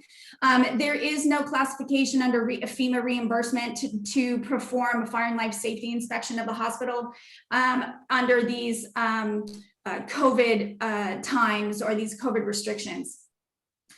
So going down under the construction fees are very similar to building development fees. It is having to do with plan review and construction permitting. So these are all, whether it is through fire protection systems, fire alarm systems, fire sprinkler systems, plan review, general fire and life safety fees that we charge for everything else when a building is constructed, with constructions and discussions and meetings and site visits. All of that has to do with development and construction. Can you go to the next slide, please? Previous slide, please. Thank you. So the top section is just a continuation of the development fees. They are all in blue that we serve. One component with regard to fire flow information processing I mentioned at the last meeting was because the Millbrae Public Works Department handles all of the processing for fire flow information, we do not charge anything in Millbrae. That is unlike Burlingame and Hillsborough because their processes are different. CCFD takes an active role in processing these applications. So that's why this $39 charge is a new charge for this fee schedule. But again, in Millbrae, this is not being currently charged. If it changes where Public Works decides that they would like to have CCFD be a part of it, of the processing, then we would certainly turn that into a blue font and we would start charging within Millbrae. Going down from miscellaneous fees and permits, all of these for CPR classes, somebody requests a fire incident report, all of these fees are miscellaneous, we do apply those. One comment with regard to vegetation management and WUI inspection fees, that again is currently in the town of Hillsborough. They have a mandated inspection program to which this fee is charged. I want to reiterate that any kind of educational or informational visits that we have with any Millbrae resident with regard to defensible space or vegetation management, we do not charge for that visit. Next slide, please. So the last page of our fee schedule is the more generalized type fees. These fees are actually out of the California Fire Code under the chapter of permitting, that if we chose to issue permits for certain processes or activities, that we have a fee associated with that. So some we choose to, some we don't. I've already addressed the hotels, motels that we don't currently. But I do want to highlight a few that we do. Christmas tree lots. These are activities that are separate from daily business activities that take time for review and approval and inspections by CCFD. So if a Christmas tree lot was to move in temporarily within the city of Millbrae, they would get a fire permit from CCFD. We would meet with them, review what their intent and their plan is, and do the inspection for their Christmas tree lot. The following down for the next blue font items are exhibits and trade shows. So say if the Westin Hotel was having a trade show that either were for display booths or had vehicles within the event, we would be requiring a permit for this. It's under a separate kind of review. It's a special process. So we have a permit for that, and that considers with the review and inspection. So again, these are all cost recovery fees, paying for the review and inspection of these special processes or activities. High pile combustible storage, that is something in our larger warehouses that have storage above 12 feet. That is an occupant and firefighter safety consideration that CCFD reviews and approves the manner of storage that is occurring for high pile storage. Because it is a separate review and approval, we require a permit, and that is a one-time permit for that approval. Going down again, you can see what we don't charge currently. We don't again charge simply because a business is operating. It is something that anything that comes in special tents and canopies, if we have special events that have a temporary tent that is constructed, the installer needs to get a permit from CCFD. We do the review, we do the inspection for that tent. It's a one-time fee. So with all of that, next slide, please. We are again recommending that City Council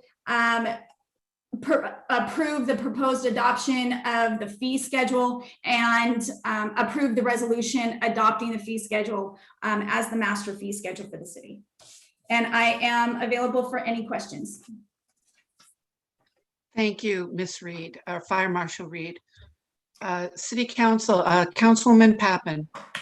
Can I hear from the subcommittee? Did the subcommittee have any comments, please? Councilman Fung, do you want to go first? Mayor, you can go first and then I can fill in. We've had 2 meetings on the subject of the fire inspection fees, as well as other things that we might like to see in the future. But I believe, with the exception of the one item that was described in the staff report that was quite detailed, we understand that the fee schedule is what the fee schedule is. Millbrae is not being charged something more than other cities are being charged. I would say the one exception, and I read what staff got back, and that is if you've got a 20,000 square foot home in Hillsborough and a 1,100 square foot home in Millbrae, basically this little home is subsidizing the bigger home on that. But given that Burlingame and Hillsborough have already approved these fees, there's not a lot of ground there to move on that. But I think it's something that we can look at some of those things that I personally do believe, and Councilman Fung found this, that there is a discrepancy, and small home inspection shouldn't be paying the same as a mega, or what we called in Silicon Valley, a monster home. We just don't have that many monster homes in Millbrae for that. But I think that the fees are what they are. They are based on cost recovery, and that means there's data set on how much time it takes to do this work. and that it makes sense to go forward.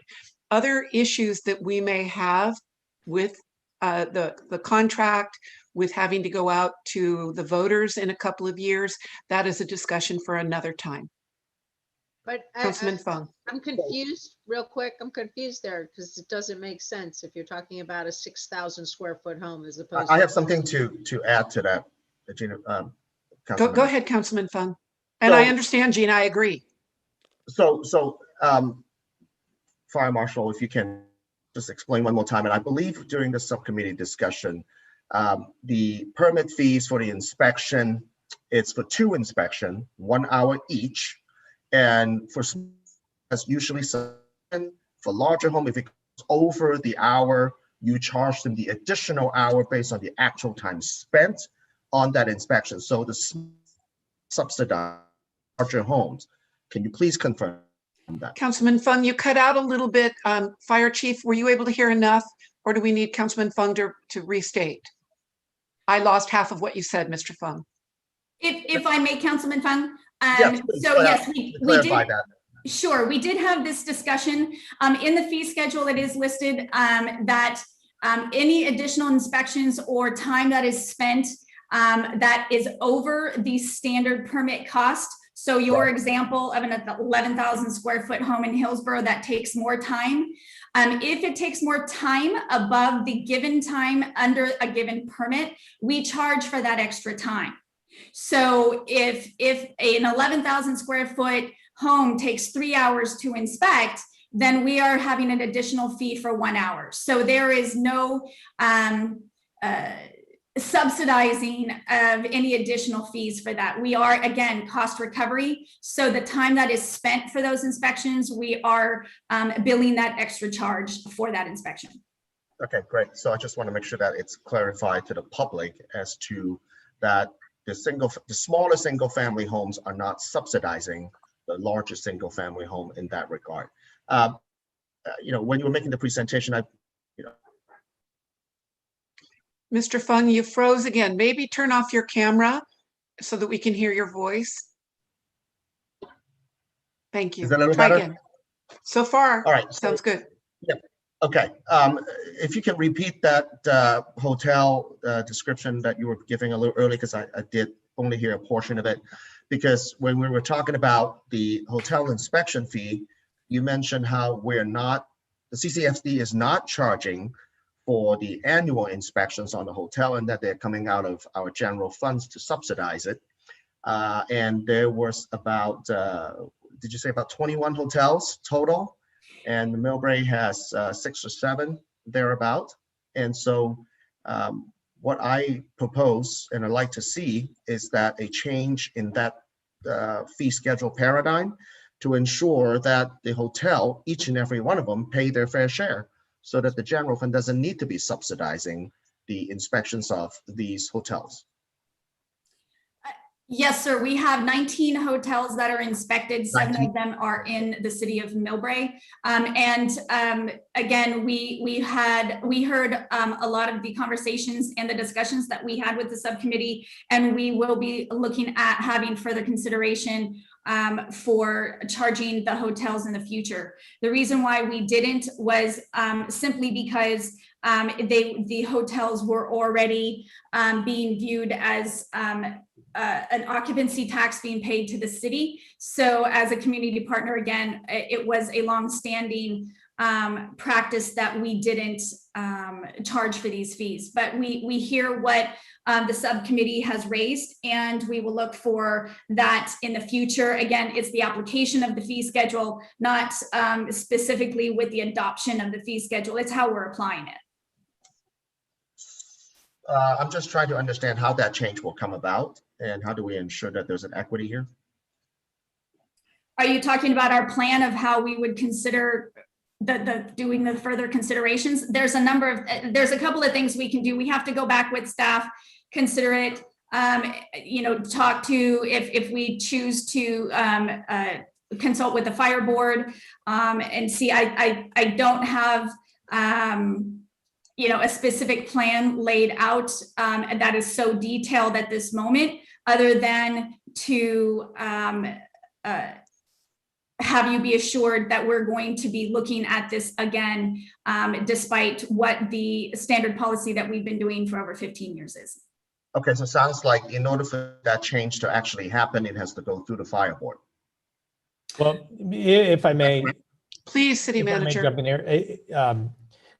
So the fees in Millbrae do not have to go to the fire board.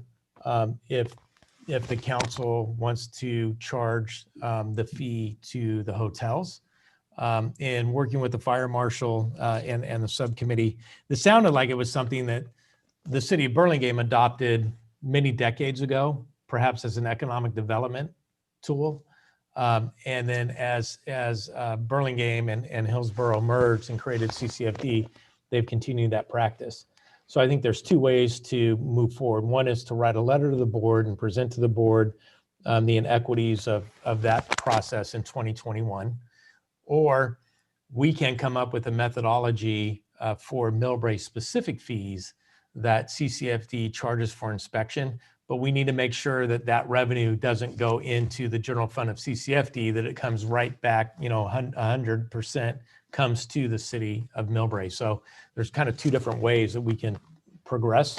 And I would recommend that we, if the council agrees this evening to do that, then we meet with the fire marshal, the fire chief, the other city managers, and bring this to the fire board to see if they want to adopt that district-wide, or if Millbrae just adopts it and manages it within our municipality.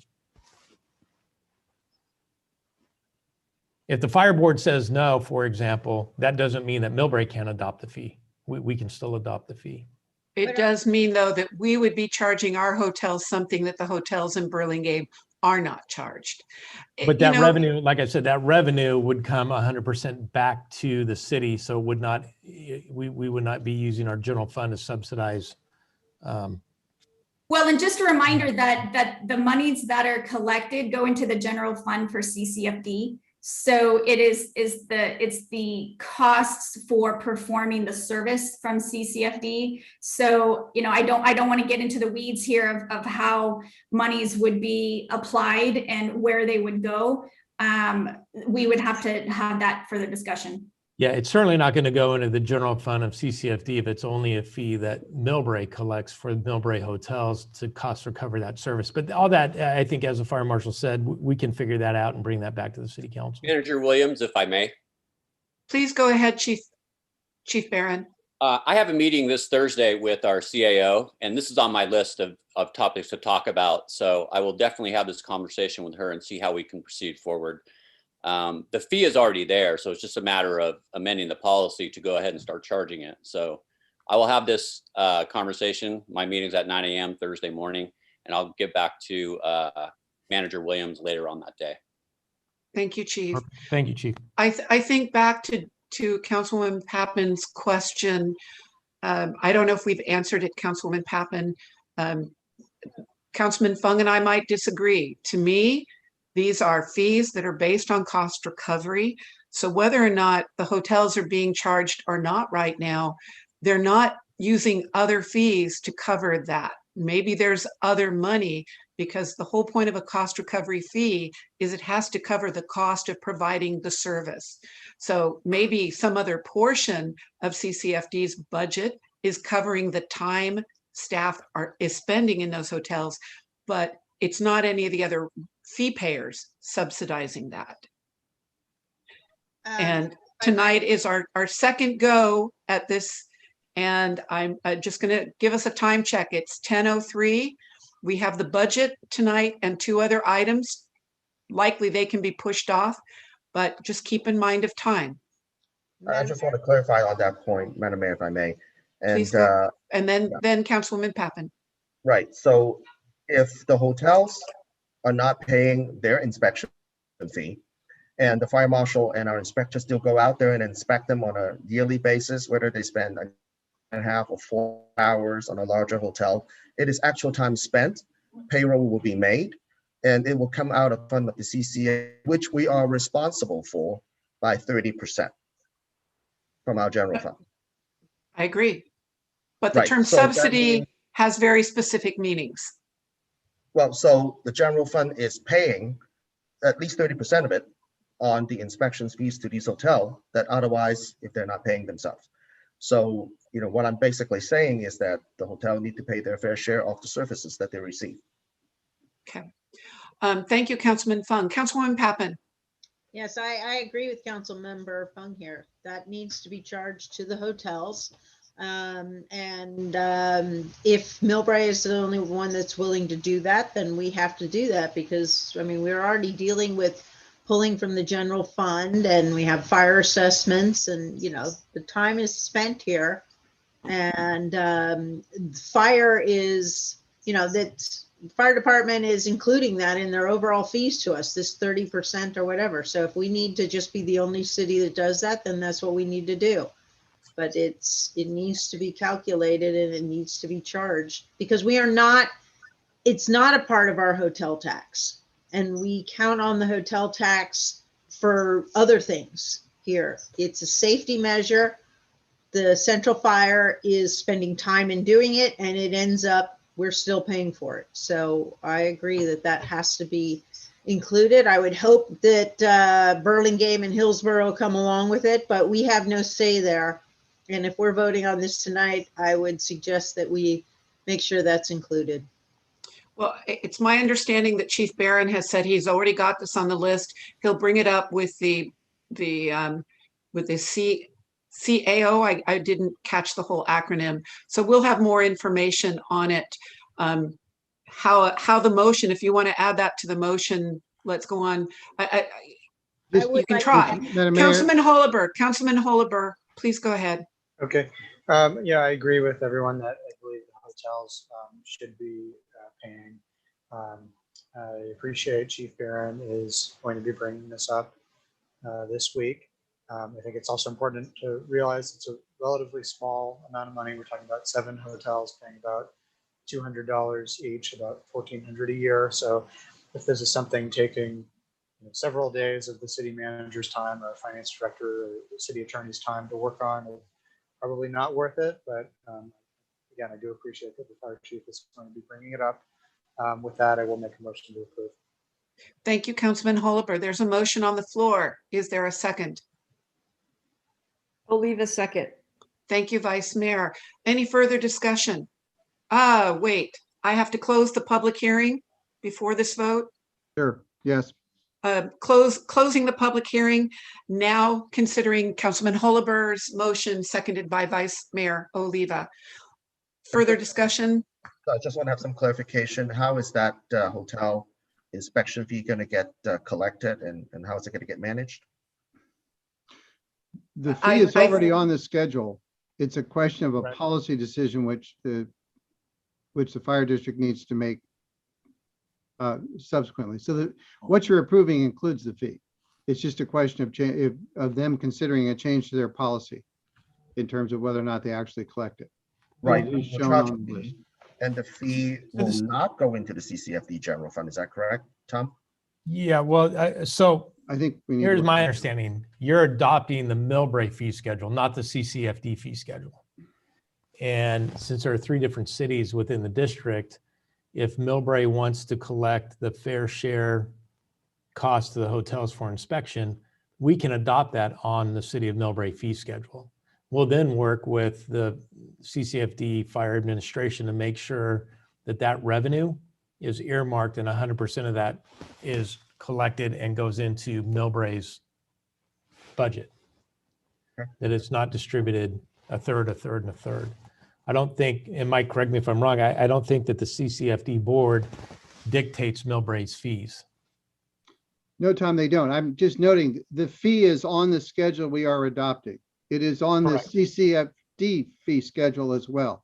So the action we're taking is really kind of agnostic to that issue. So I think we can go ahead and adopt the fee. I think we have a secondary issue that I think we need to work through with CCFD in terms of collecting the fee in the city and what happens with the fee. But I think you need to act on this fee schedule.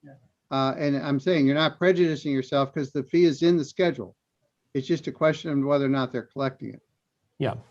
Yeah, I think it would probably be a credit towards the city's payment, right? The city's contractual payment, I would think. But again, it sounds to me like the next course of action is Chief Barron goes up his chain of command. Yeah. We have another fire, brings the information to the city manager. He either talks to the fire subcommittee or we pull together another fire subcommittee meeting on this and we'll bring it back to council. But Well, if there's no further questions or no further comments, Mayor, I hate to be overly complicated here, but it sounds like though, this motion on the floor in the second is to adopt a fee schedule and start collecting that fees for hotel inspections. That's what I'm hearing, the direction of a majority of the council. So if that's the direction, then Councilman Holliber, my that duty, my was, job is to go make that happen, working with. okay. I hear you, city manager. Councilman Holliber, was that your intent? Because you Yes, did say it's- that you it wanted to sounds see. like that's already kind of going on with the fire chief. Those discussions are going to happen. So yes, to clarify, approve the adopted fees and continue discussions to collect the hotel inspection fee. Thank you. And Mayor, how Vice about this? Mayor, I'm hold clear on. Let me direction. just make sure that the Vice Mayor is okay as the second to the motion. Yes. You're okay. Now, City Manager, go ahead. I just wanted to assure the council, I'm very clear on the direction. And what we'll do is we'll implement it. If for some reason we cannot implement it, then I'll bring it back to the city council. How about that? Yeah, because I'm very clear on the direction. I hear that. I think the council would like to get an update how it's going, how the discussion is going. Most certainly, no problem. Okay. All right. Any further discussion? Seeing, we'd already closed public comment. Hearing is closed. City Clerk, please call the vote. Councilmember Holliber, Aye. Councilmember Fung, Aye. Councilmember Pappen, Aye. Vice Mayor Leva, Aye. Mayor Snyder. Aye.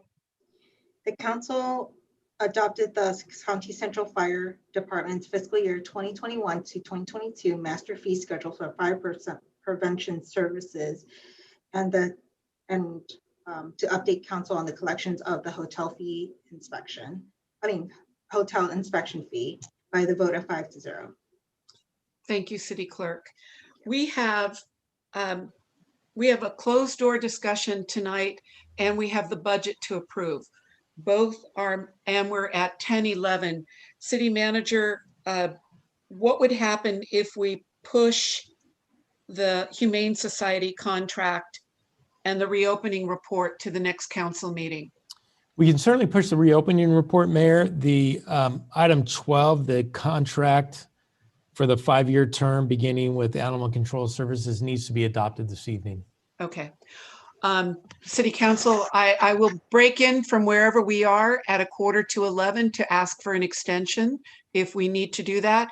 With that, moving on to existing business, receive the proposed operating and capital budget for fiscal year 21-22 and adopt a resolution of the Millbrae City Council appropriating the operating and capital budgets for fiscal year 2020, 2021. This is an action item.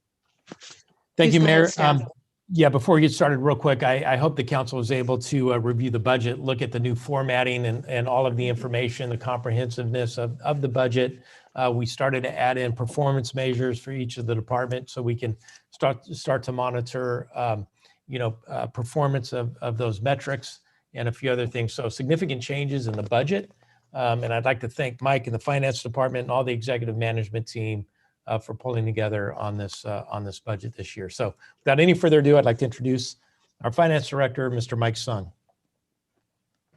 Thank you, City Manager Williams. Good evening, Honorable Mayor, Vice Mayor, and City Council. Today, we're going to talk about the proposed operating and capital budget.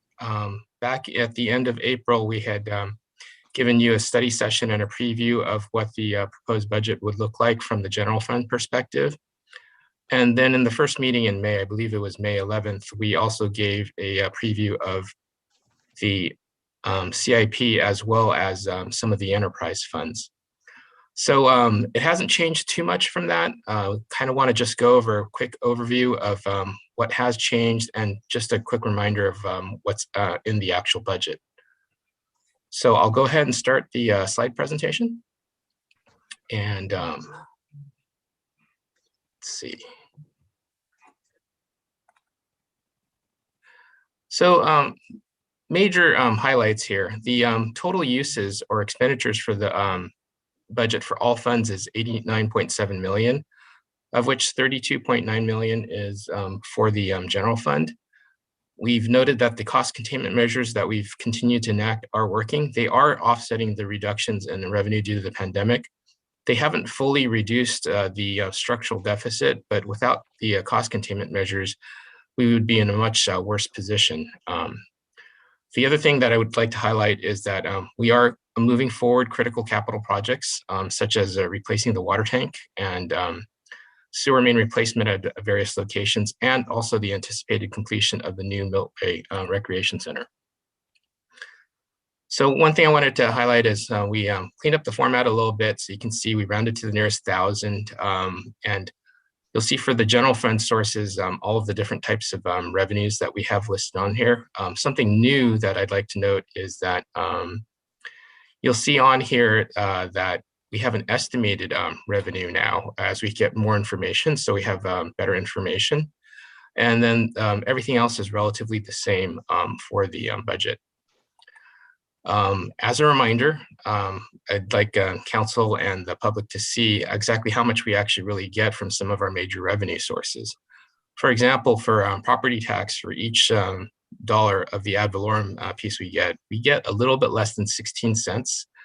You can see that Millbrae's share right here is about 15.787 cents. The county gets approximately double what we would get, and then the schools, all the various school entities combined together is about half of that dollar, and then there's some small little entities as well. The other piece that's also a very major portion is the sales tax portion. And effective July 1, it goes up from 9.25% to 9.375%. There's a Measure RR Caltrain that goes into effect in approximately 3.5 weeks. And so you'll see that for the city, also, we don't receive a very large share. We receive about 1% of it. Roughly 6% goes to the state. The rest is to the county and to the transit pieces as well. So now to the uses and some of the bigger changes that actually did happen. So just about everything else is relatively similar, except for the estimated numbers. You will note that back at mid-year, we were looking at about 30.7 million for the amended budget. We believe the city's been doing a very good job. We've been prudent with our spending, and the estimated general fund uses is a little bit less now. So we're estimating approximately $29.1 million instead of 30.7. So cost saving measures are working, and we're being very judicious with the spending. Another piece I wanted to kind of mention is that we did make a couple of minor changes. We have a one-time, we included $150,000 one time for a contract social worker for just 1 year for fiscal year 21-22. CDD has restructured with a housing specialist, which is a management analyst position. A couple of items that we'll be alluding to a little bit further as I pass this off to our Public Works Director, Mr. Key Lim, is that the parks funding is mainly going to concentrate on playground replacement at Central Park, and that's to coincide with the opening of the Millbrae Rec Center. We've also are going to use additional restricted funding from capital funds to help maintain the PCI index for the streets. So with that, I'm going to go ahead and move us to the CIP piece. This is kind of a summary of what the proposed CIP expenditure would kind of look like. And Key, if you're available, could you go ahead and walk us through the next section with the maps? I'll go ahead and navigate here. Hey, Mike, real quick, if I may, Keith, sorry about that before you get started. Mike, do you want to make the comment? We received a comment from one of the council members regarding water rates. And so, Mike, if you can just give the council a quick. Sure, City Manager Williams. So for water rates, what's actually occurred is that council had elected not to enact the increase that was scheduled for July 1, 2020, as we were in the middle of the pandemic. That would have been a 10% increase in water rates at that time. So we've pushed it out, and we've continued to push that out. And then there's a second water rate that's scheduled for July 1st, 2021. And that would have been a 9% increase on top of the 10% increase that we were looking at. What we are recommending is that we're working with our consultant, the water rate study, who's actually doing the sewer and the storm study as well. And we will come back to council with a recommendation, but for now, not to do any increases. In fact, the proposed budget doesn't factor that in right now, but we will come back to council at a later time with a more detailed plan on that. Thank you, Mike. Oh, you're welcome. Keith? Thank you, Mike. Good evening, Council and Madam Mayor. I know it has been a long night and all of you must be very tired, so I'll make this very brief. So most of you have seen the capital improvement program proposal at the May 11 meeting, and tonight there is really not much changes to it. A couple tweaking, if you will, that I would highlight tonight. So these are the slide currently showing the overall proposed capital improvement program expenditure plan for fiscal year 21 and 22. As you can see, they are totaling almost $33.5 million, of which about half of them are allocated for the Millbrae Recreation Center, which is going to a grand reopening next year. So the next slide, we'd like to show you some of the accomplishments that the city has done on the street capital. And Mike, can you hit the button to pop up the, yep. So here is the first city map showing all the green line, and these are all the streets that the city had repaired or serviced or maintained in the last 6 years or so. And then we still have a lot to do. You heard about our pavement condition index at the May 11 meeting. We are not the greatest, but we are not the worst, and we are continue to make do with what we have, and we'll continue to maintain at least our current PCI pavement condition index, with the hope of increasing them by 1 point every year. Hopefully in the next 5 years, we will get ourselves into the low 60 point out of the 100. And Mike, can you hit another, yep, and here is the proposed paving plan for the next 5 years. And they are all color coded, started with the little brown orange line. And as I mentioned at the May 11 meeting, a few streets that we are proposing to repave. We start with Santa Barbara on the north end of the city, and then also we have Laurie Lane that we have addressed all the utility issues. So it is time for us to repave Laurie Lane, which we are planning to do. And lastly, we are going to be doing a sections of Upper Murchison street maintenance, and that totaling is about $1.5 million. So that is a street program, and on top of that, we have a $500,000 in pavement maintenance, and that includes Surrey Seal and Cape Seal type of maintenance project. Can we go to the next slide, Mike?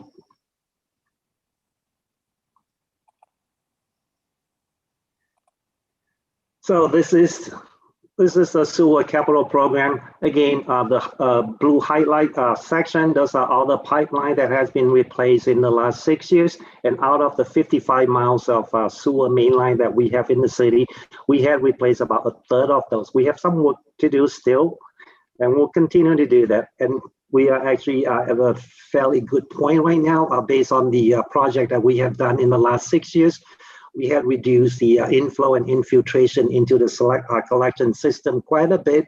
And then another couple projects, we are doing 2 projects this year. That will be the Hillcrest North Basin, estimated at about 2.7 million. And we also have another project also in those orange area. I'm sorry, those are going to be about a 2 million miscellaneous project addressing repair throughout the city.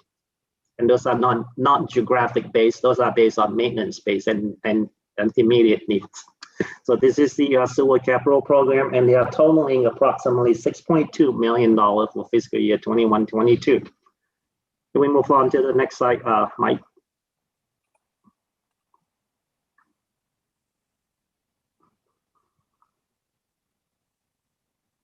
So this is a map depicting the water capital. All the blue zone area, again, those are pipelines that had been replaced. You will see a couple of those tiny little blue star around, and those are depicting the water tank of what you call a reservoir throughout our city. And for fiscal year 21-22, the primary focus is to replace the aging Skyline tank west of Interstate 280. The tank was built in the late 60s, 70s. they are getting to be an age that they are no longer meeting seismic code and need a substantial upgrade and retrofit. So based on analysis, it was a lot more economical to replace the tank with a single pre-stressed concrete tank with a storage capacity of 1.5 million. And if you recall the presentation from May 11, we actually co-locating our tank with Burlingame tanks, and we have intertied that we could supply water to Burlingame, vice versa. Burlingame can supply water to us during emergency and during maintenance period. So for water program, the Skyline water tank is estimated at about 7 to 8 million. We will be doing bids and award in the next couple months or so and coming back to the council for contract award sometime after September with the anticipated construction start time of around October and November of this year. And the project will likely drag into fiscal year 22. That means it will be completed sometime after July of 2022. The next slide, Mike. So here are some highlight of the changes to the capital improvement program we proposed to the City Council on May 11 on the street capital. Two projects that we have proposed that we delay them to early 2022, one of which is the pay parking program estimated at about 350,000. And then the other project is the LLMD formation lighting landscape maintenance district. So staff is proposing that these two projects would be delayed to early 2022 when we bring the mid-year budget review back to the City Council for review at that time. And also Omni Parks CIP, a couple projects that we are also proposed to delay to 2022 to preserve our cash flow. And those projects are replacing the playground equipment at both Marina Vista and Bayside Manor Parks. And lastly, we added a funding request of $60,000 to begin construction of a new city dog park in our city. And those are the highlight of the changes from what we present to you at the May 11 meeting. Next slide, Mike. So the action tonight is that we are seeking a council resolution appropriating the fiscal year 2021 and 2022 operating and capital budget. And that will conclude the staff report. And both Mike Sung and myself will be more than happy to answer any questions that the council may have tonight. Thank you, Public Works Director Lim and Finance and Administrative Director Sung. Well done. Again, over the years, we can see the changes. It's really terrific. All right, City Council, questions? Vice Mayor, please go ahead. Yeah, that was a great report. Thank you guys very much. With regards to the $150,000 allocated to a social worker, I am very, very pleased to see that. And I think it's going to be most rewarding to us. Hopefully we're going to get to make a difference in a couple of people's lives, and to the city of Millbrae with regards to the homelessness. Just one question: how do we get that into play now that we have allocated it? Can we get a subcommittee meeting in place, please, so that the homeless subcommittee could maybe meet with how it's going to go, how it's going to be spent? Yeah, Mayor, great question. If I may answer the Vice Mayor's question here. So yes, we plan on budget adoption this evening. The county is also through Supervisor Pine's office allocating a $100,000 grant to the city. So we'll be working with our homeless subcommittee as well as the team at the county to move forward with actually 2 full-time social workers specifically allocated here at the city of Millbrae to help with the homeless issues, as we all know, mostly stemming from BART. But this is something I think, the city taking the lead in that initial meeting, or not initial meeting, there were several meetings of the city council subcommittee on homeless, but we really have worked with the county.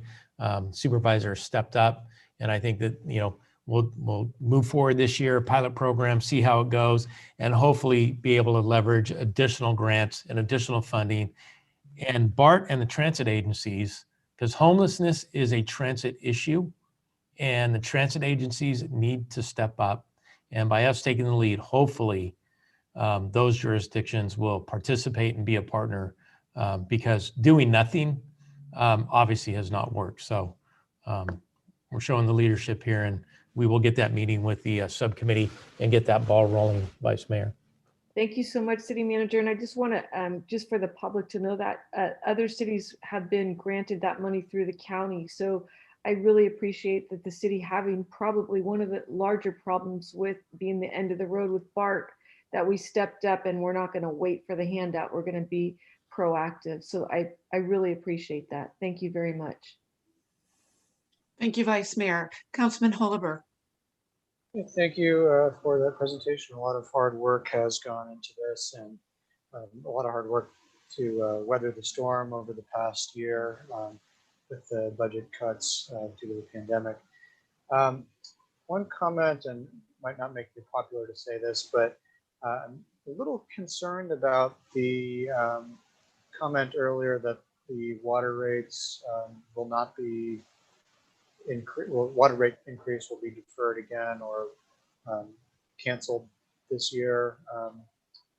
I understand last year we had to do it because of the pandemic. And, South San Francisco Scavenger was deferred their rate increase. But you know, if we can afford to not do the increase, you know, that's great. But I'm a little concerned that we might not be able to fund all of the needed capital improvements without you know, consistent increases, even a small increase to the water rates. And I know we're doing the rate study right now, but you know, I think we may have to brace ourselves if we don't gradually increase each year. You know, the rate study may come out and say that we need to do a large increase next year. So just curious about the thoughts on that. You know, well, sorry, Mike. I think council member, that's not an unpopular. I think that's a very good comment, and I think it's a very diligent comment. And we are keeping our eye on it. And as our consultant Bartle Wells finishes up their rate study, we will be bringing that to the council. So I do believe you are correct. We'll have to do something in terms of a rate increase here eventually. Most likely in the fall is what we're anticipating. Probably at the 5% level or so, but you know, yet to be seen. So, and I agree with you. I think small increases over time, rather than, you know, not being diligent and doing that and waiting for large increases and getting us back in the hole. Well, you know, I can assure you that that's not our intent.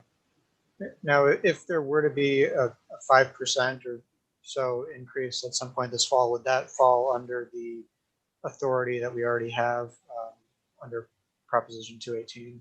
It would, yes. Okay, so it would not require another petition process. Okay, yeah, I mean, I think that's part of the reason why, you know, our water rates are at the level that they are, is because I think there was about a 3 or 4 year period when there were no increases at all. So, you know, I'm afraid if we don't increase the rates for 2 consecutive years, I don't want our ratepayers to be hit with, you know, a 20% increase or something next year. So I think, you know, it's important to keep an eye on that and to hopefully maintain gradual increases to be able to fund the much needed capital projects and capital improvements to our system. Thank you. That's all. Most definitely that reasonable level, and we're watching that. And then I'd also like just to mention that Mike and the finance department are looking at the possibility. I think the council had asked this over a year ago or going on 2 years about putting the sewer rate on the tax bill. And so that's something that we are looking at as well. And I think that will help. Thank you, Mr. Holober and City Manager. Councilwoman Pappen. Yeah, I have to agree with Councilmember Holober. The public, I mean, we have to be honest with where we are and the infrastructure that needs to be repaired here. I think earlier tonight when we talked about the reusable water, putting that to use in one way or another, I mean, we have to, the public needs to know that there's an end game here and the infrastructure has to be dealt with. 75 years old or however old the pipes are and the sewers and everything else. So delaying it only makes it cost more. I just hope that we can really show that there is an end game and that we can get up to speed so that somewhere along the line, the water bills will flatten out. We should be moving the sewer rates to the property tax and all of that. It's a difficult time, but we have to help our public and us being part of the public too. So thank you. Thank you, Councilwoman Pappen. Councilman Fung, any questions? Comments?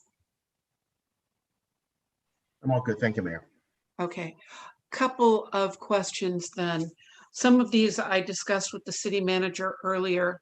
The part of the budget includes a freeze on vehicle replacement, which I completely understand. But city manager, can you let the rest of council tell them what you told me, that by amortizing out farther, it's actually going to put us in a good position if there are any federal or state grants for electrifying our fleet. Just explain that so that they understand that we're not investing in electric now, but we'll be in a good position. Yeah, so part of the budget strategy this year, I think the council knows, is that we amortize the vehicle purchases, right? So at the end of the useful life of the vehicle, we have that replacement fund that when we have to buy a new vehicle, then we have the funds available to purchase that vehicle. And all we've done is we've extended that out, working with Mr. Lim and his staff on the inventory of our vehicles. We're in good shape. We can get some more years out of our vehicles. There isn't any vehicle in our fleet right now that's costing more to maintain than to replace, and we can get a few more years out of our vehicles for sure. And what I explained to the mayor is, as electric vehicles are just coming online and more developed, by waiting, it does also provide us an opportunity to perhaps take advantage of moving more towards 100% EV fleet and spending our money as those vehicles become more common and more available and cheaper in the marketplace. Yeah. Thank you, City Manager. The downside is within the real climate change advocacy world, one of the top issues they are concentrating on right now is the electrification of fleet vehicles as a way to reduce carbon generation. Other question, I'm happy that we're standing up and bringing on social workers or to help with the homeless problem. I would have a request of the subcommittee that as soon as possible to provide an update, perhaps a council agenda item. I get a couple of emails or phone calls a week on the public complaining about homeless people. And I think it would be great if you could help talk about what you've both been doing, what staff have been doing on that, the work on that, and make it in a place where we can point our public to it. It's painful to have to spend $150,000 for something that really isn't our problem, but it is our problem. So I'm happy, but I'm also very sad. I agree with Councilman Hollenberg and Councilwoman Pappen. The more we defer on maintenance and the more we defer on water or sewer rate increases, the more it's going to cost in those bigger chunks that then seem that much more painful. That said, the governor, I believe, and I don't know it's at the federal level, but I think the governor has a program to try to help residents who have not kept up with their utilities. We've never had a report of the utilities that we're responsible for. Do we have a backlog of our residents not being able to pay? Can we connect them with that program and help them pay their back debts? It might have been targeted more on their gas and electric bill, but if it was water sewer, it would be nice to see if we could get them that assistance. Have we looked at that, or is it just still in the governor's draft budget? Did I make sense? Yes, Mayor. I don't believe that it's out of the draft budget yet. When we get more information, we'll come back to council. Okay. And again, if we've got people that had to choose between eating and paying their electric bill, I completely get it, or their water sewer bill. But perhaps that's some way we can help the public that truly need that assistance. Just looking through my list. I'm a little confused on the 60,000 for the dog park, because the last I heard, we don't have a location for the dog park, and yet it's in the next fiscal year. Has there been a dog park location chosen? Yeah, Mayor, thank you for that question. There are several locations that we're looking at, and there has not been one specific location that has been solidified, but we are putting it into the budget so we can continue with the diligent efforts and the planning to this fiscal year, hopefully deliver a dog park to the community. Okay. I should say, and we will bring that to Park and Rec, and we will bring it to City Council, as we progress. Okay. Yeah. And then one last question. This has come from the Cultural Arts Committee, which is going to have a large change of membership due to some retirements on that committee. But with the hiring freeze, would we be able to bring on interns? For example, an intern perhaps from Skyline College who comes from their art program, who can help us create an art plan, even if we don't have the money for the art, but to create the plan that would become the framework for public art? Are interns completely out of the picture with the hiring freeze? No, especially if they will work for credits. I know it's really hard, because a few years ago, we were supposed to not using interns and not pay them. I guess to answer that question, a stipend for the interns, depending on the project. But more than that, I think for us, we would like direction from the overall council. Is this something that the council is desirous of? Do they want staff to spend their time and money on preparing such a plan? And if so, we can certainly do it. But it's, we're looking for a majority of the council to provide that global direction for our work program. Okay, it's just been something that's been discussed at MCAC, Cultural Arts Advisory Committee, for a couple of years, because the way San Bruno added to their public art was to work with their professor up there that does murals and bring the students down. And the students did a number of art projects that benefited the city. Exactly how it all structured out in terms financially, I'm not sure, but it's been something that committee member Debbie Van Wart and I met with Skyline, and then COVID hit, so it kind of got parked for the last year and a half. Okay.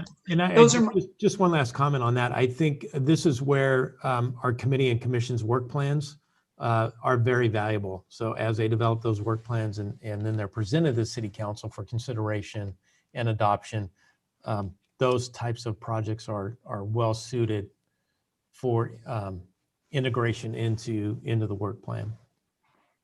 Very good. All right. Thank you, City Manager. Thank you, Mr. Sung and Mr. Kim. Lim, any other questions? Gina, Councilwoman Pappen, your hand is raised. Maybe that was from before. Councilwoman. All right. I believe we need this is an action item to approve. If there are no further questions, can I have a motion and a second to approve? Am I frozen? I'll make a motion to approve. Thank you, Vice Mayor. Second by Fung. Thank you, Councilman Fung. Any further discussion? City Clerk, could you please call the vote? Of course. Councilmember Halbert. Aye. Councilmember Fung. Aye. Councilmember Pappen. Aye. Vice Mayor Leva. Aye. Mayor Snyder. Aye. The council adopted the resolution of appropriating the operating and capital budgets for fiscal year 2020 to 2021 by the vote 5-0. Thank you, City Clerk. Congratulations, staff. A lot of work, much appreciated. Let's hope that we'll be like Half Moon Bay and some of those TOTs will start turning around on their budget on there. So let's certainly hope. I think with council's permission, we are at 10:43. We have one more item. We might be able to finish by 11, Or can I have a vote to extend the council meeting by 30 minutes and hope that we don't need it?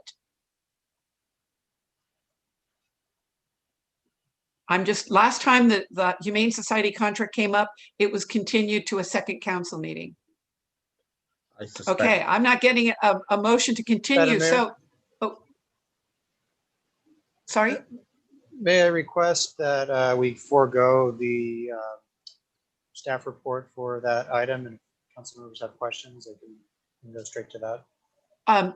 Certainly. You mean for agenda item number 12, the adoption of the Yes. resolution for the Humane Society? Yes, skip the presentation. Okay. Council, we're all comfortable with that? Okay, I'm seeing a couple of shaking heads as affirmative. Thank you, Annie. All right, staff, in that case, we'll forego the staff report. It was a detailed, I'm sorry, we'll forego the presentation. It was a detailed staff report. Thank you, staff, for that. Are there any questions from council? I just want to know if there is staff in the audience that we just forego and they waited till 10:45 to be part of this. We have our city staff, but we also have Lori Morton Fizel, who is here from the Humane Society, that was here not to make the presentation, but just to answer any questions. So I respectfully ask that when we do put it back on the agenda, we put it up on the top of the agenda so that Lori doesn't have to sit through another meeting. No, sorry, Vice Mayor. I think what Councilman Holoberg asked is we're just foregoing the council, the presentation. We're not continuing the item. We're going to discuss it. If council has any questions from reading the staff report, and we'll ask questions and then we'll vote on it tonight. Okay, sorry, I misunderstood. That's okay. It's been a very long day. I understand completely. Are we all on board with that? In that case, council, do we have any questions for staff or for Miss Morton Fizel?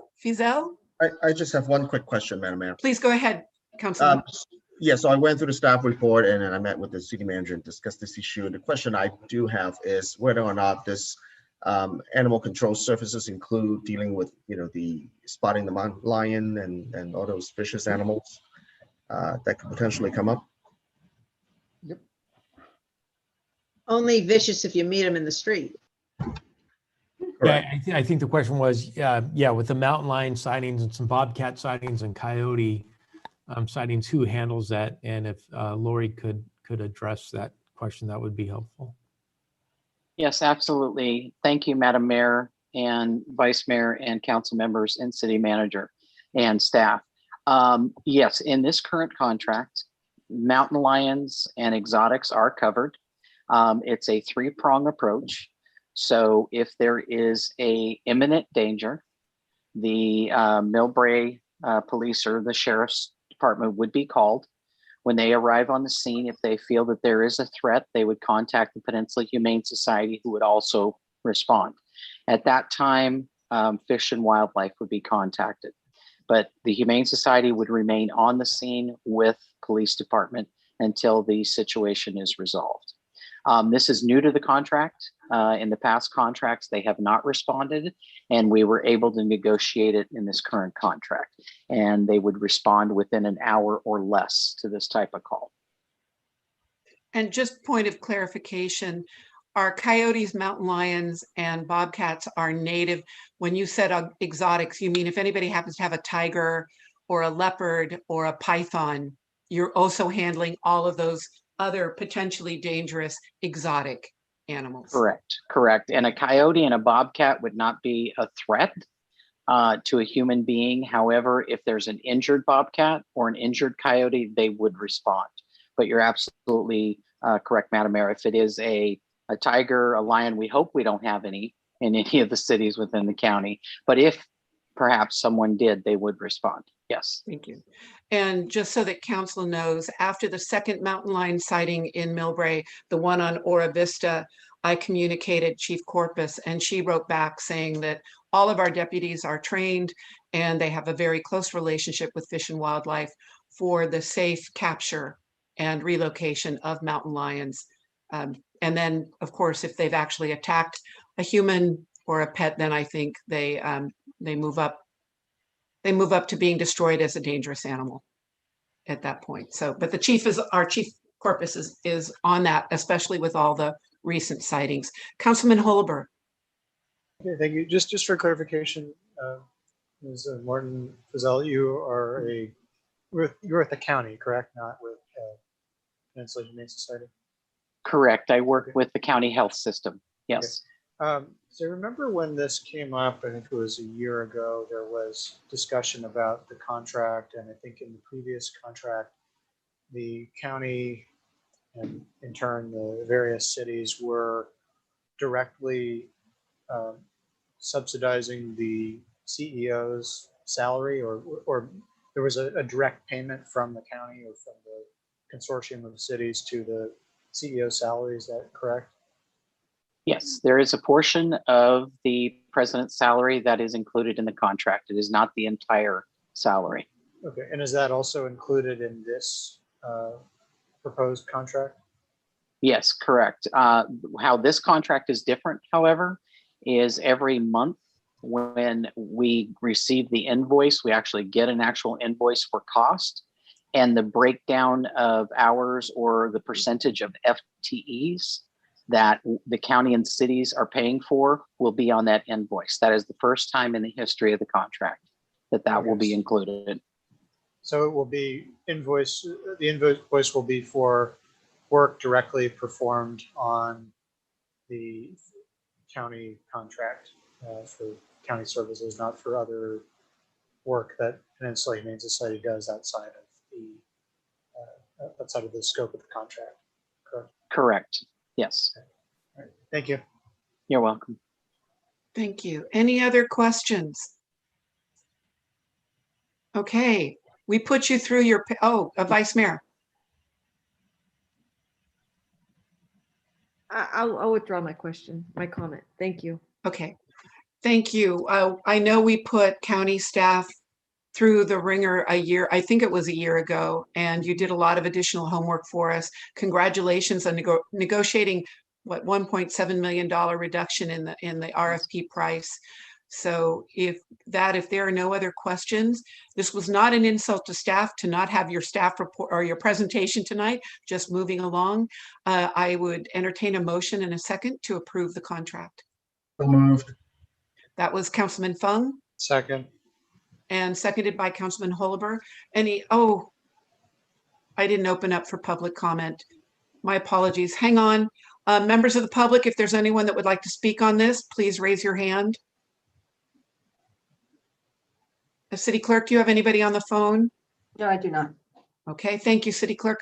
Not seeing any hands raised, closing public comment. Call the vote, please. Okay. Councilmember Halber? Aye. Councilmember Fung? Aye. Councilmember Pappen? Aye. Vice Mayor Leva? Aye. Mayor Snyder? Aye. The council adopted the resolution authorizing the city manager to execute an agreement with the County of San Mateo for the continued provision of animal control services for a 5-year term beginning July 1st, 2021 by the vote of 5-0. Excellent. Thank you, City Clerk. Okay. With the permission of the city manager, we are continuing the informational item on reopening city facilities to the next council meeting. I'm going to guess that council would like to forego council comments tonight, given that it's 10:52, unless someone has something that they really think we need to know. Okay, we'll forego it till the next time. No one has told me, thankfully, we're not closing in memory of anyone tonight, but we are closing the regular council meeting and adjourning to a closed session. I know that we have some union representatives in the audience. Do we need to come back tonight and report on tonight? Is that why we still have someone here? Or just that we will have the closed session and it'll be reported out at our June 29th council meeting? Is that correct, City Manager? That is correct. I just confer with Mike Connery to make sure that, I believe that is absolutely correct. If there's action that's reportable. Okay, I just see Mr. Leach from the Teamsters here. Thank you for staying with us all night. It's good to see you again. With that, we're going to go to closed session. Council members, we do have a different Zoom call. Hopefully you've all got it at your fingertips. Does anybody need Elaine to send it if we're all good? Good night, City of Millbrae, adjourning the regular council meeting at 10:53 p.m. See you all in, does anybody need a tiny break before we get into closed door? How about a 2-minute break?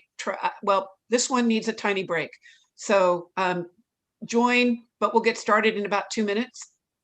Sounds good. Thank you. Thank you. Thank you, staff.